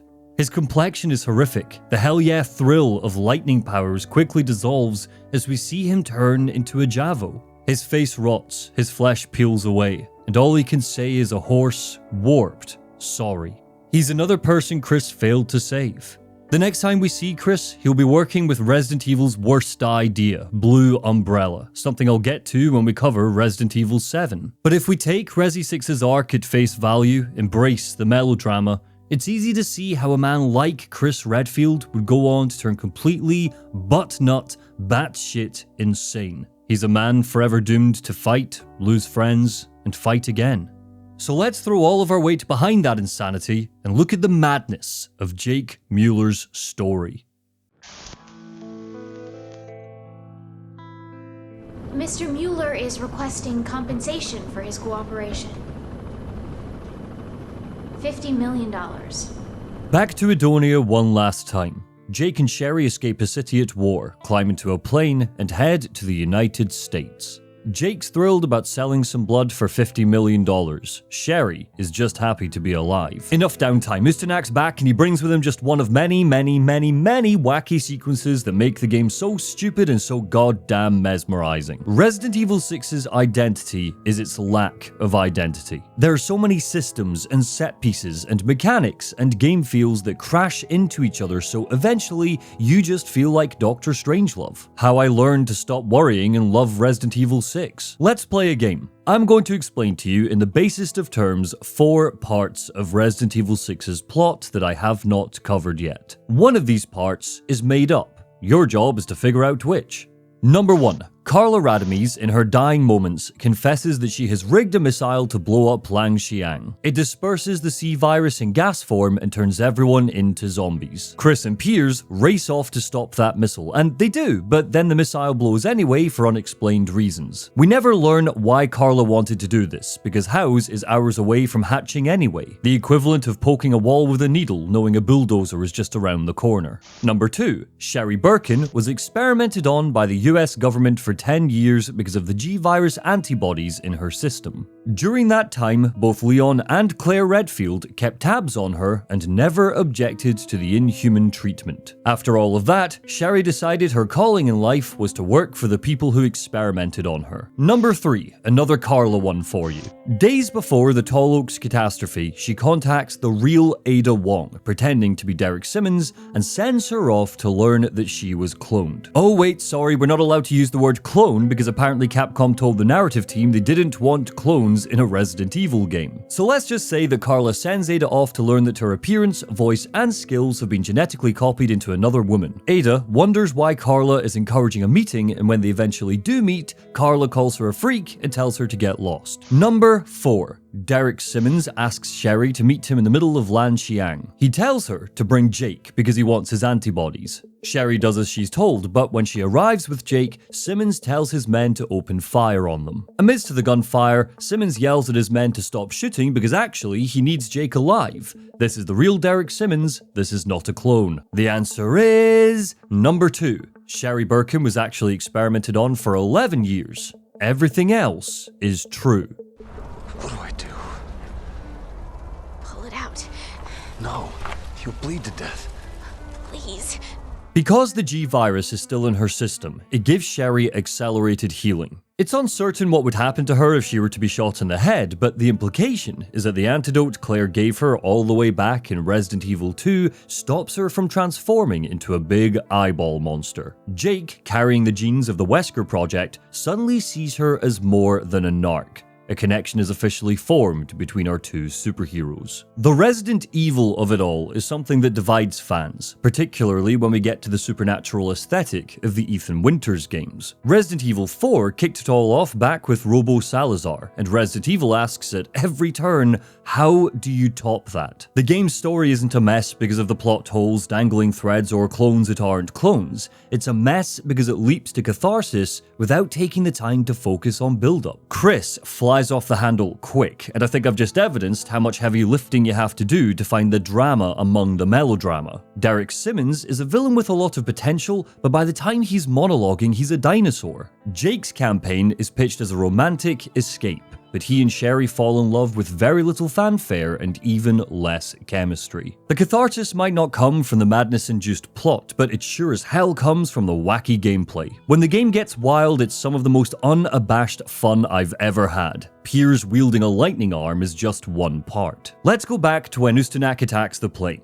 We jump from aircraft to aircraft as he rips out machinery, desperate to get at Jake. That all transitions to grabbing a pair of turrets and unloading on him as he leaps between helicopters, trying to get close. We can't kill him because he's indestructible, so Sherry yells that we should just blow up the choppers so he has nothing to hold on to. We do that, but Ustanak has backup, so more choppers get flown in. Turns out Neo Umbrella has a plentiful supply.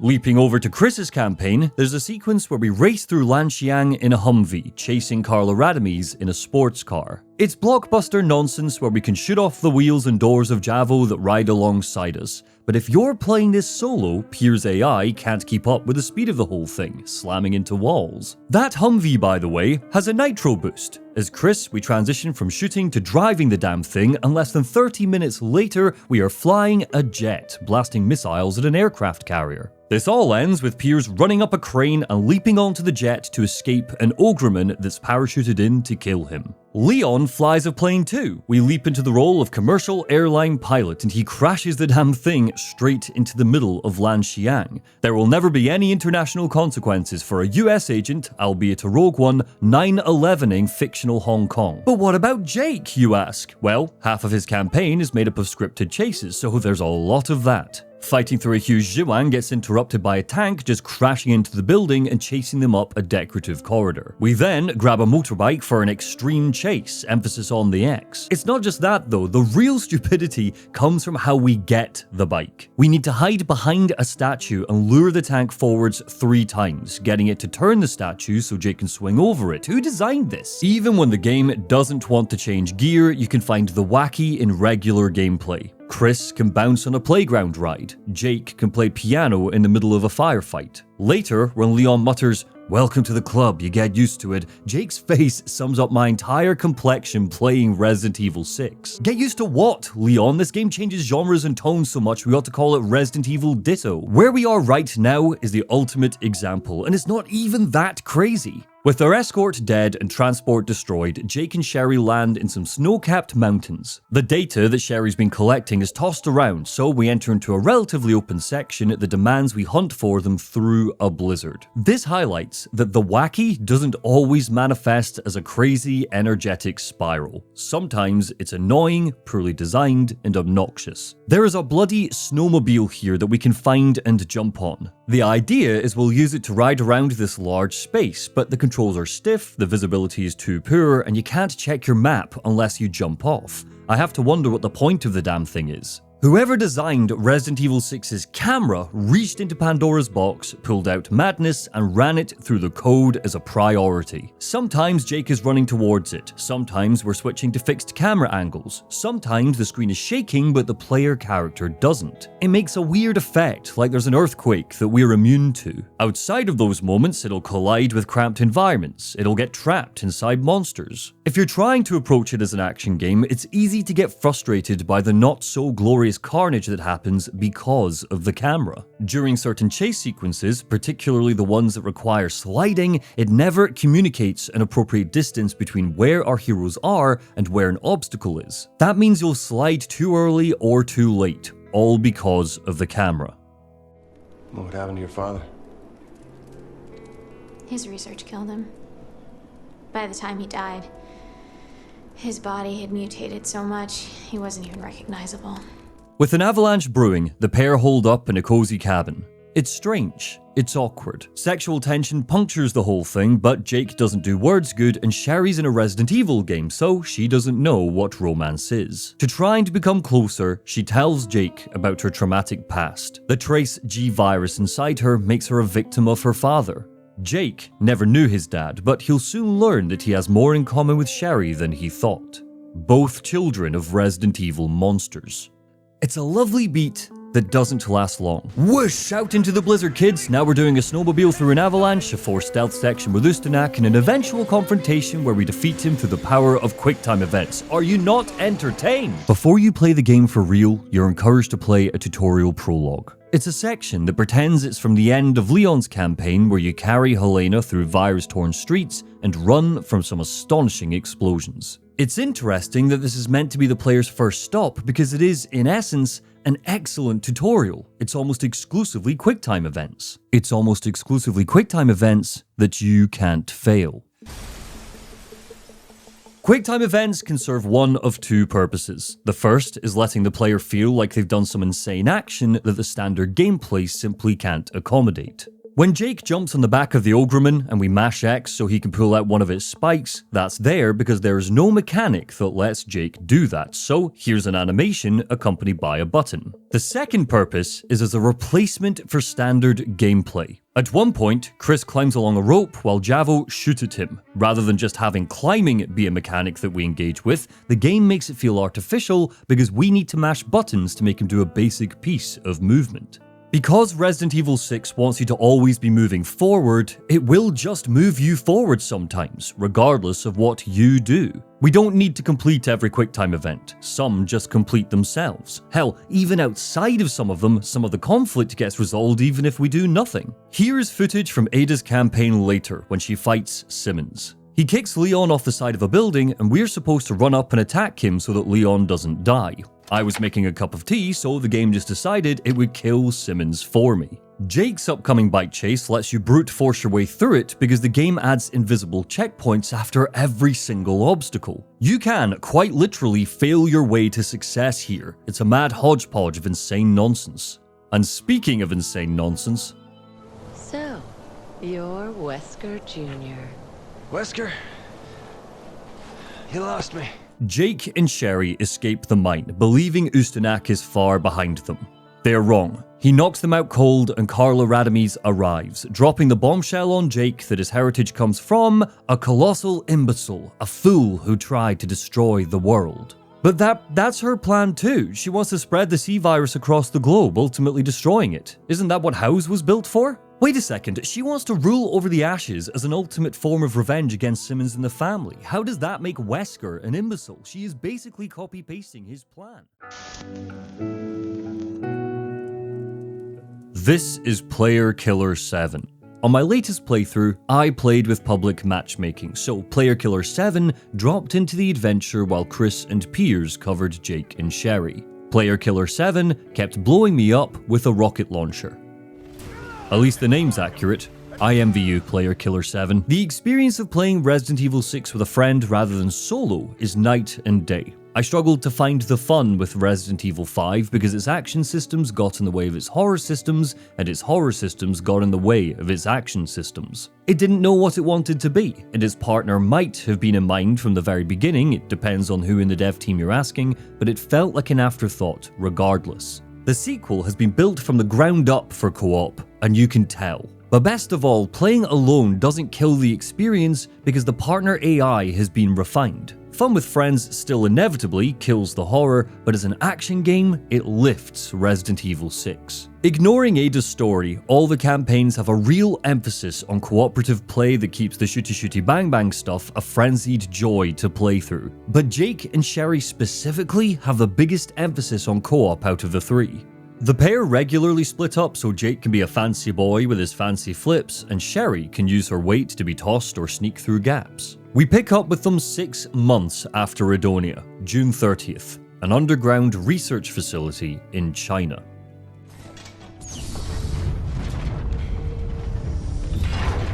All this time, the pair have been separated, experimented on by Carla and her team, violated. She's extracted what she needed, Jake's blood, for a more potent version of the C virus. Today is the day that they break out. Playing in co-op is especially notable for Jake and Sherry here because as Jake, we eventually find a sequence of cameras and can tell our partner where to go to avoid enemies. Sherry can hide from Javo. Yes, an entire hide-and-seek mechanic is introduced here, and when playing with someone, what it feels like is a coordinated, pacey escape.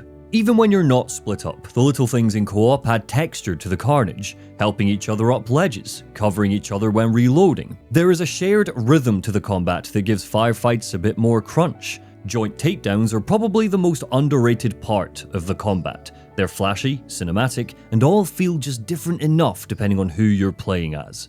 Jake's takedowns feel appropriately brutal, with a lot of bone-snapping weight behind them, while Sherry's are quicker and cleaner. If you're Leon and Helena, it's more about kicks and headshots. If you're Chris and Piers, it's like watching a WWE tag team. It never pretends to be grounded. That's the fun of it. But then there are the 4-player moments. These are rare, but when they happen, they're electric. Soon, Jake and Sherry will escape the facility and overlap with Leon and Helena for yet another Ustanak fight. While it's unlikely that this will happen in 2025 because the servers are regularly dusty and dead, there is a chance that a second team will drop in if you're on public matchmaking. There's a rush of a larger operation in those moments, giddy chaos of everyone blasting from different angles. Online or off, those sections don't overstay their welcome. They're just long enough to feel like a payoff, a convergence of storylines and players before everyone peels off and disappears into their own timeline. It's like a weird mutated version of a crossover episode. And because RE6 cuts so quickly between locations and events, it means the 4-player segments hit like mini finales. It's when we get to puzzles that co-op stops being a part of the game's core DNA. In an effort to make sure it was frictionless for solo players, there aren't any puzzle beats for partners aside from wait for partner or split up and do disconnected stuff. Outside of Jake and Sherry, there are small details that might get easily missed if you're playing solo. When Chris starts to break down in his 3rd chapter, snapping at peers and charging blindly into fights, the way he communicates during gameplay changes. You can give orders or instructions to peers. Well done, move in, etc. Chris's dialogue is different here though.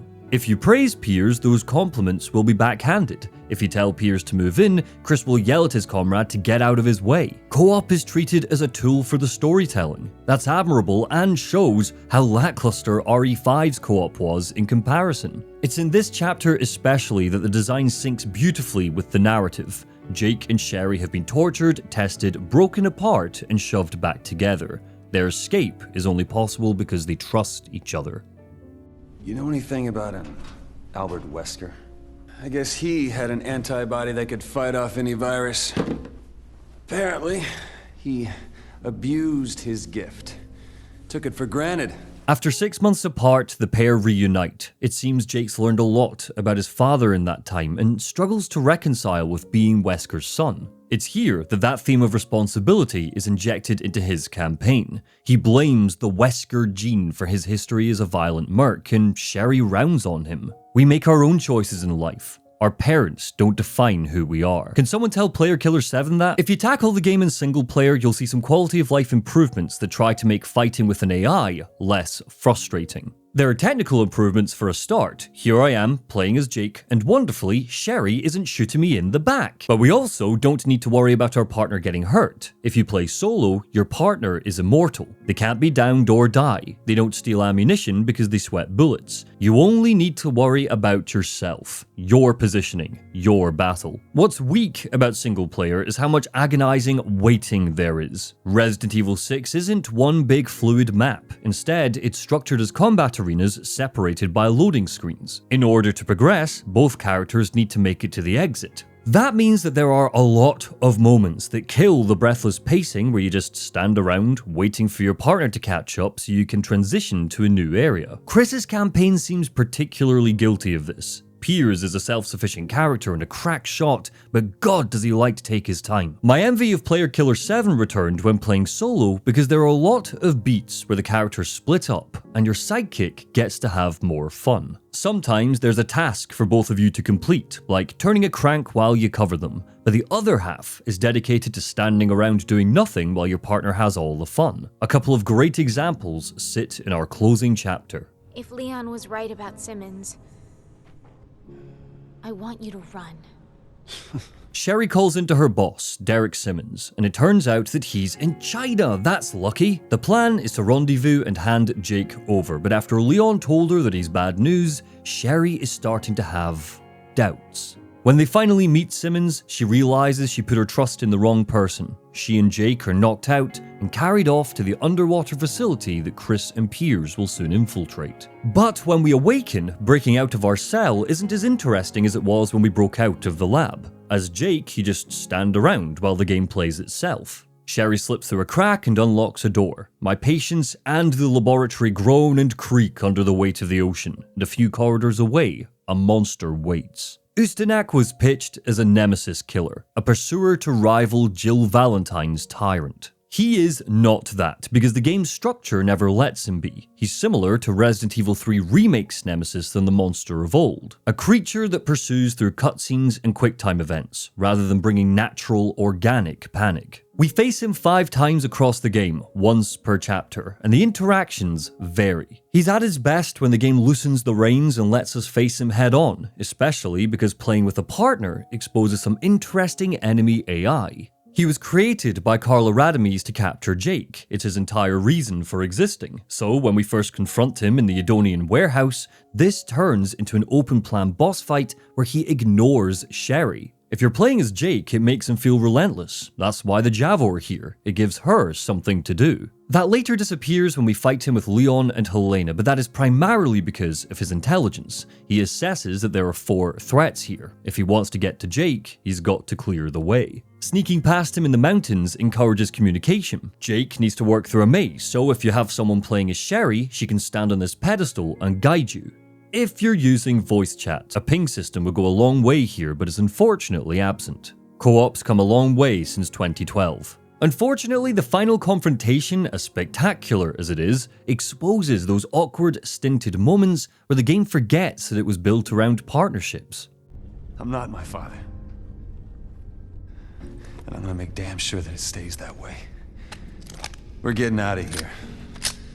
And you're gonna save the world. A lava pit sets the stage. Jake's evolution into a hero parallels Wesker's demise as a villain. Ustanak has a new toy, a wrecking ball on the edge of a long chain. Classic Resident Evil 6, this is an event, but that doesn't mean there aren't traditional boss phases to contend with. Rickety platforms that we need to blast and dodge on, a small arena where he causes lava traps to watch out for, but the truly memorable part is the brawl. If you're Jake, this is the boulder punch times 1,000. Jake has evolved beyond health bars and guns, now we're unleashing blow after blow into a monster that once was designed to be terrifying. But if you're playing as Sherry, you don't get to participate in the dumb or the awesome. You stand on a platform above, watching your friend have all the fun, while occasionally hitting X to launch containers. You could argue that it's justice for player 2 getting to wield Piers' lightning arm in Chris's campaign, but it doesn't make the moment feel any less flat. The lava pit isn't the end of Ustanak. He's still in our tale as Jake and Sherry escape the facility. A self-destruct sequence is activated. Half a mile away, Piers is saying goodbye to Chris. A railcar blasts our duo out of there and whoosh, Ustanak is back, boiling, melting, determined. How will our intrepid heroes make it out of this one, you wonder? Defeating Ustanak once and for all boils down to holding R2. You think you need to mash it at first, but nope, you can just hold it. You saved me. Did she? I don't know when. You were doing fine before Sherry showed up. Oh, he means his soul. To return to the art director's notebook, Tomonori Takano described the core pillar of Jake's campaign. It's an escape drama of a young man and woman that starts to unfold due to an exquisite encounter. Its theme is continuously running and running away from a relentlessly approaching pursuer. Jake's ending is the cheese. Not mozzarella or cheddar, not boring cheese, it's Stilton, it's a pois, it's the button of the game. Jake and Sherry hold hands and fire a magnum together right into Usanak's face as a guitar soars. Romantic escape indeed. Simmons. 801. It's been a long time. Not long enough. I see you still like to play games. Holy clones, Batman, a secret fourth campaign! It shouldn't come as a surprise that after beating Chris, Jake, and Leon's stories, we get the sudden appearance of a campaign where we play as Ada Wong. It is a strange 5 chapters. Not as bare bones as Resi 4's Separate Ways was, but not as fleshed out as the rest of Resident Evil 6. There are streaks of beautiful, wacky brilliance in here, a tone that immortalizes Ada's characterization, and the flattest ending that Resident Evil has ever had. The most baffling part is how co-op is used. Resident Evil 6, meant to be enjoyed alongside someone, offers up a climactic finale that doesn't encourage co-op. In fact, at launch, you had to play this solo. A partner system was patched in after the fact, where player 2 would take the role of Agent. A character who never speaks, technically isn't here, and can't interact with anything, so stands around uselessly during puzzle segments. A lot rides on this campaign. It needs to feel like a climax for a start, even though nowadays you can play Ada's story first. The mystery that surrounds her is the story of Resident Evil 6, and if you quit the game after Jake, she remains just that, a mystery. Is she a friend? Foe? What's the deal with Ada Wong? Our secretive Illuminati-esque faction, the Family, has been mentioned once in passing during Leon's plot. Ada needs to tell us more. I spoiled Carla Radomys earlier in this critique, but her name hasn't even been mentioned yet, so an 11th hour villain needs to be introduced, explained, and fleshed out. That's a lot of plates to spin, but when we kick off, there's one clear priority here: feeling like a spy. June 27th, 2013, the Deep Atlantic.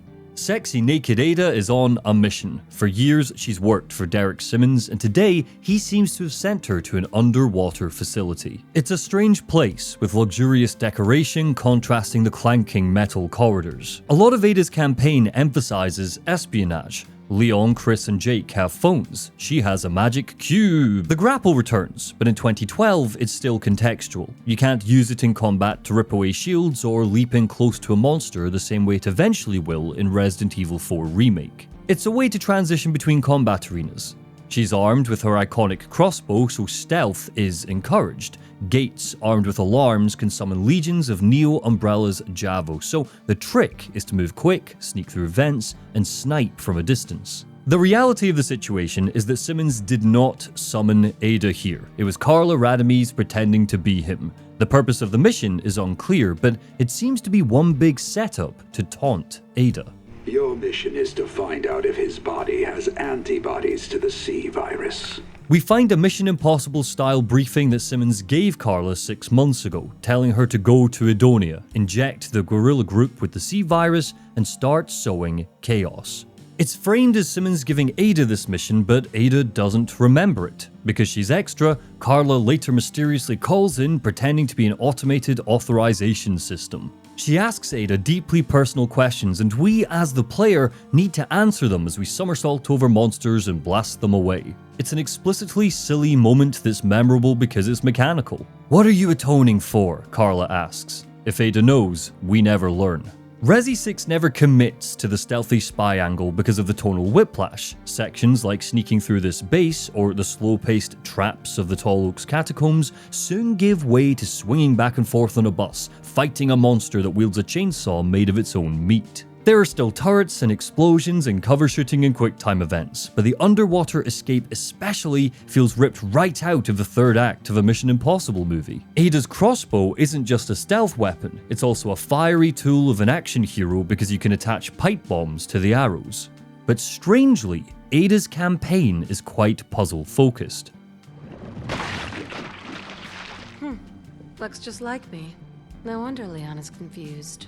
She follows Carla's cryptic trail to the catacombs beneath Tall Oaks Cathedral, lining up with Leon's campaign, and just like with Leon, the route is barred by riddles and games. What's wonderful about these is that a few of them use the monsters and the horror as a solution. One needs us to line up a lever with a corpse hanging from the ceiling, shoot the body to have it fall, and slump on the lever. Another is a trap where the floor collapses if we jump on it because there are 3 zombies, so our combined weight makes it too heavy. It's a strange solution because you'd think just dropping the zombies into the pit would fix the problem, but for some reason, the catacombs is automated to dump more zombies if that happens. A standout calls back to classic Resi. In the underwater base, we need to examine a decadent picture that reveals a dark, disturbing alternative image when viewed through a ram skull. That image then lets us piece together the code to a door. Because the base belongs to Simmons, the twisted other image gives us some insight to his disturbed mind, a fetish for style that relates to his vast wealth and old bloodline.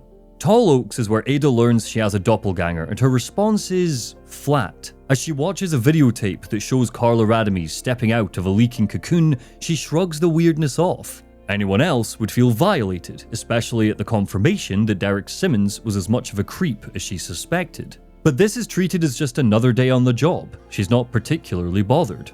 There is a shallow belief in Capcom's creative team that those who survived Raccoon City are immune to being disturbed or scared. In interviews for Resident Evil 9, Koshi Nakanishi said, "We always thought about making Leon the protagonist, but making a horror game based around him is difficult. He wouldn't jump at something like a bucket falling."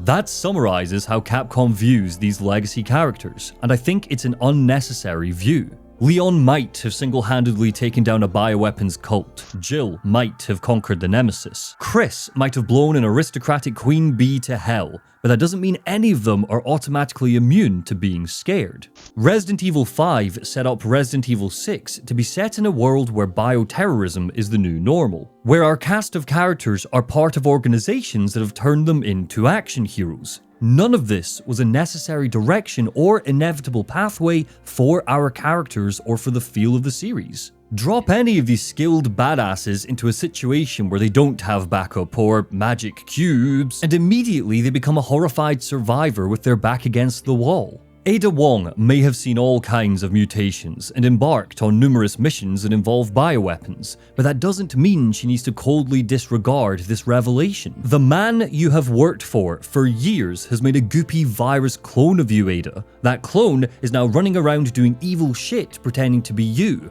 and your response is, Looks just like me.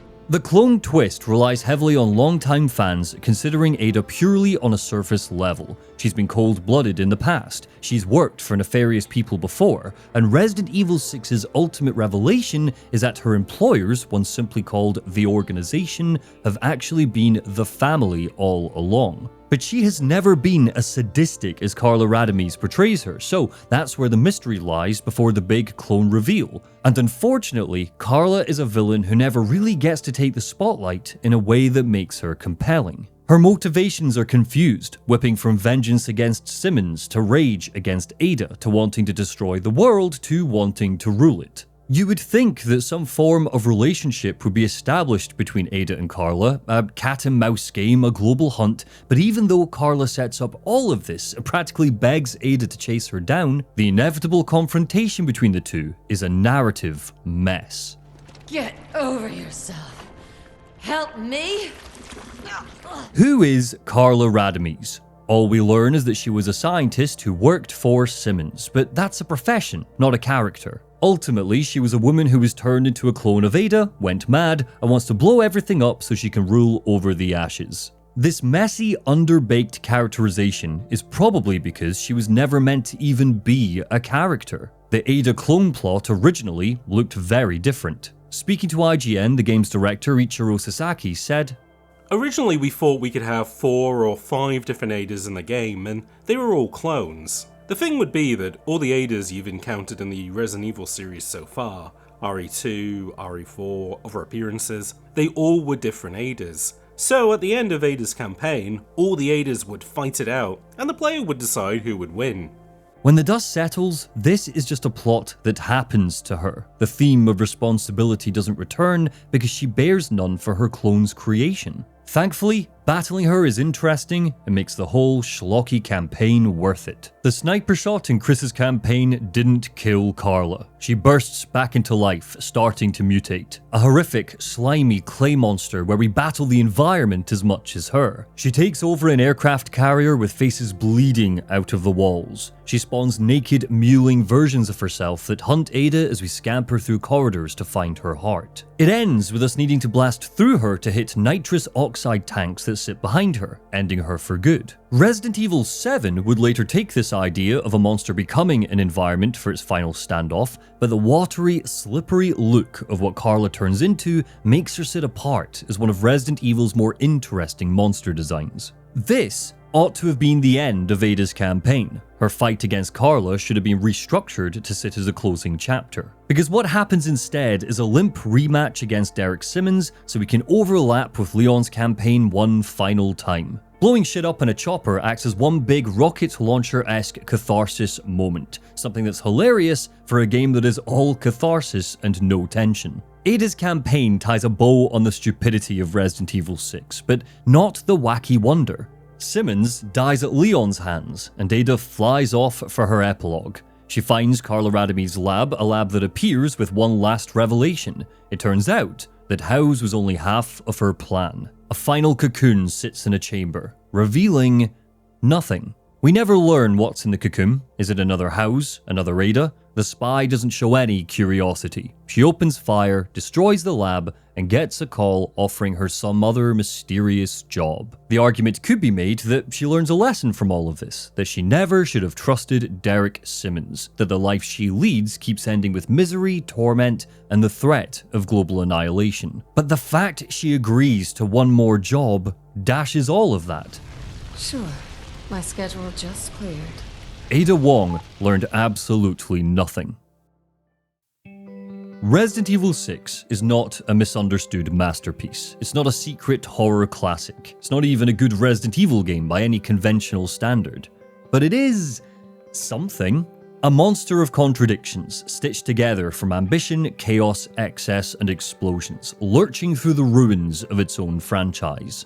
And in that, it's at least honest. There's nothing coy about Resident Evil 6. Aside from small sections of Leon's campaign, it doesn't try to trick you into thinking it's scary. It's too busy juggling helicopters, booms, motorbikes, clones, and daddy issues to even pretend. It's all right there in the open. No mystery, no subtlety, just glorious nonsense. Maybe that's what makes it weirdly watchable, replayable, worth poking at even now. If Resident Evil 4 was lightning in a bottle, Resident Evil 6 is every other element fighting for control in a blender. But hey, at least the sparks are dazzling. We don't need to pretend that it's secretly brilliant or demand that it be taken seriously. Resident Evil 6 doesn't take itself seriously. In a franchise haunted by the ghosts of tone and identity, Resident Evil 6 dares to look you dead in the eye, cough up a tank, and scream, "I meant to do that!" Pandora's box might be open, but do you know what the last thing inside is? After the despair, the wrath, the madness? It's hope. The game doesn't end with hope. Leon's story ends with melancholy. Chris's ends with sorrow. Jake's ends with a post-credits teaser for a character we will never see again. Ada's ends with a bland nothingness. But for the franchise, Resident Evil 6's limp landing, defined by its excess and missteps, would eventually lead to hope. Hope that the series would learn from its mistakes. Hope that a future without fear would be scrapped in favor of the brooding tension that once made these games so beloved. Stubborn, battered hope that somewhere down the line, the series and its heroes might find their way back to what made them great. It would be a long, rough, uncertain 5 years before we got there. But that's the thing about hope. It peaks when we need it the most.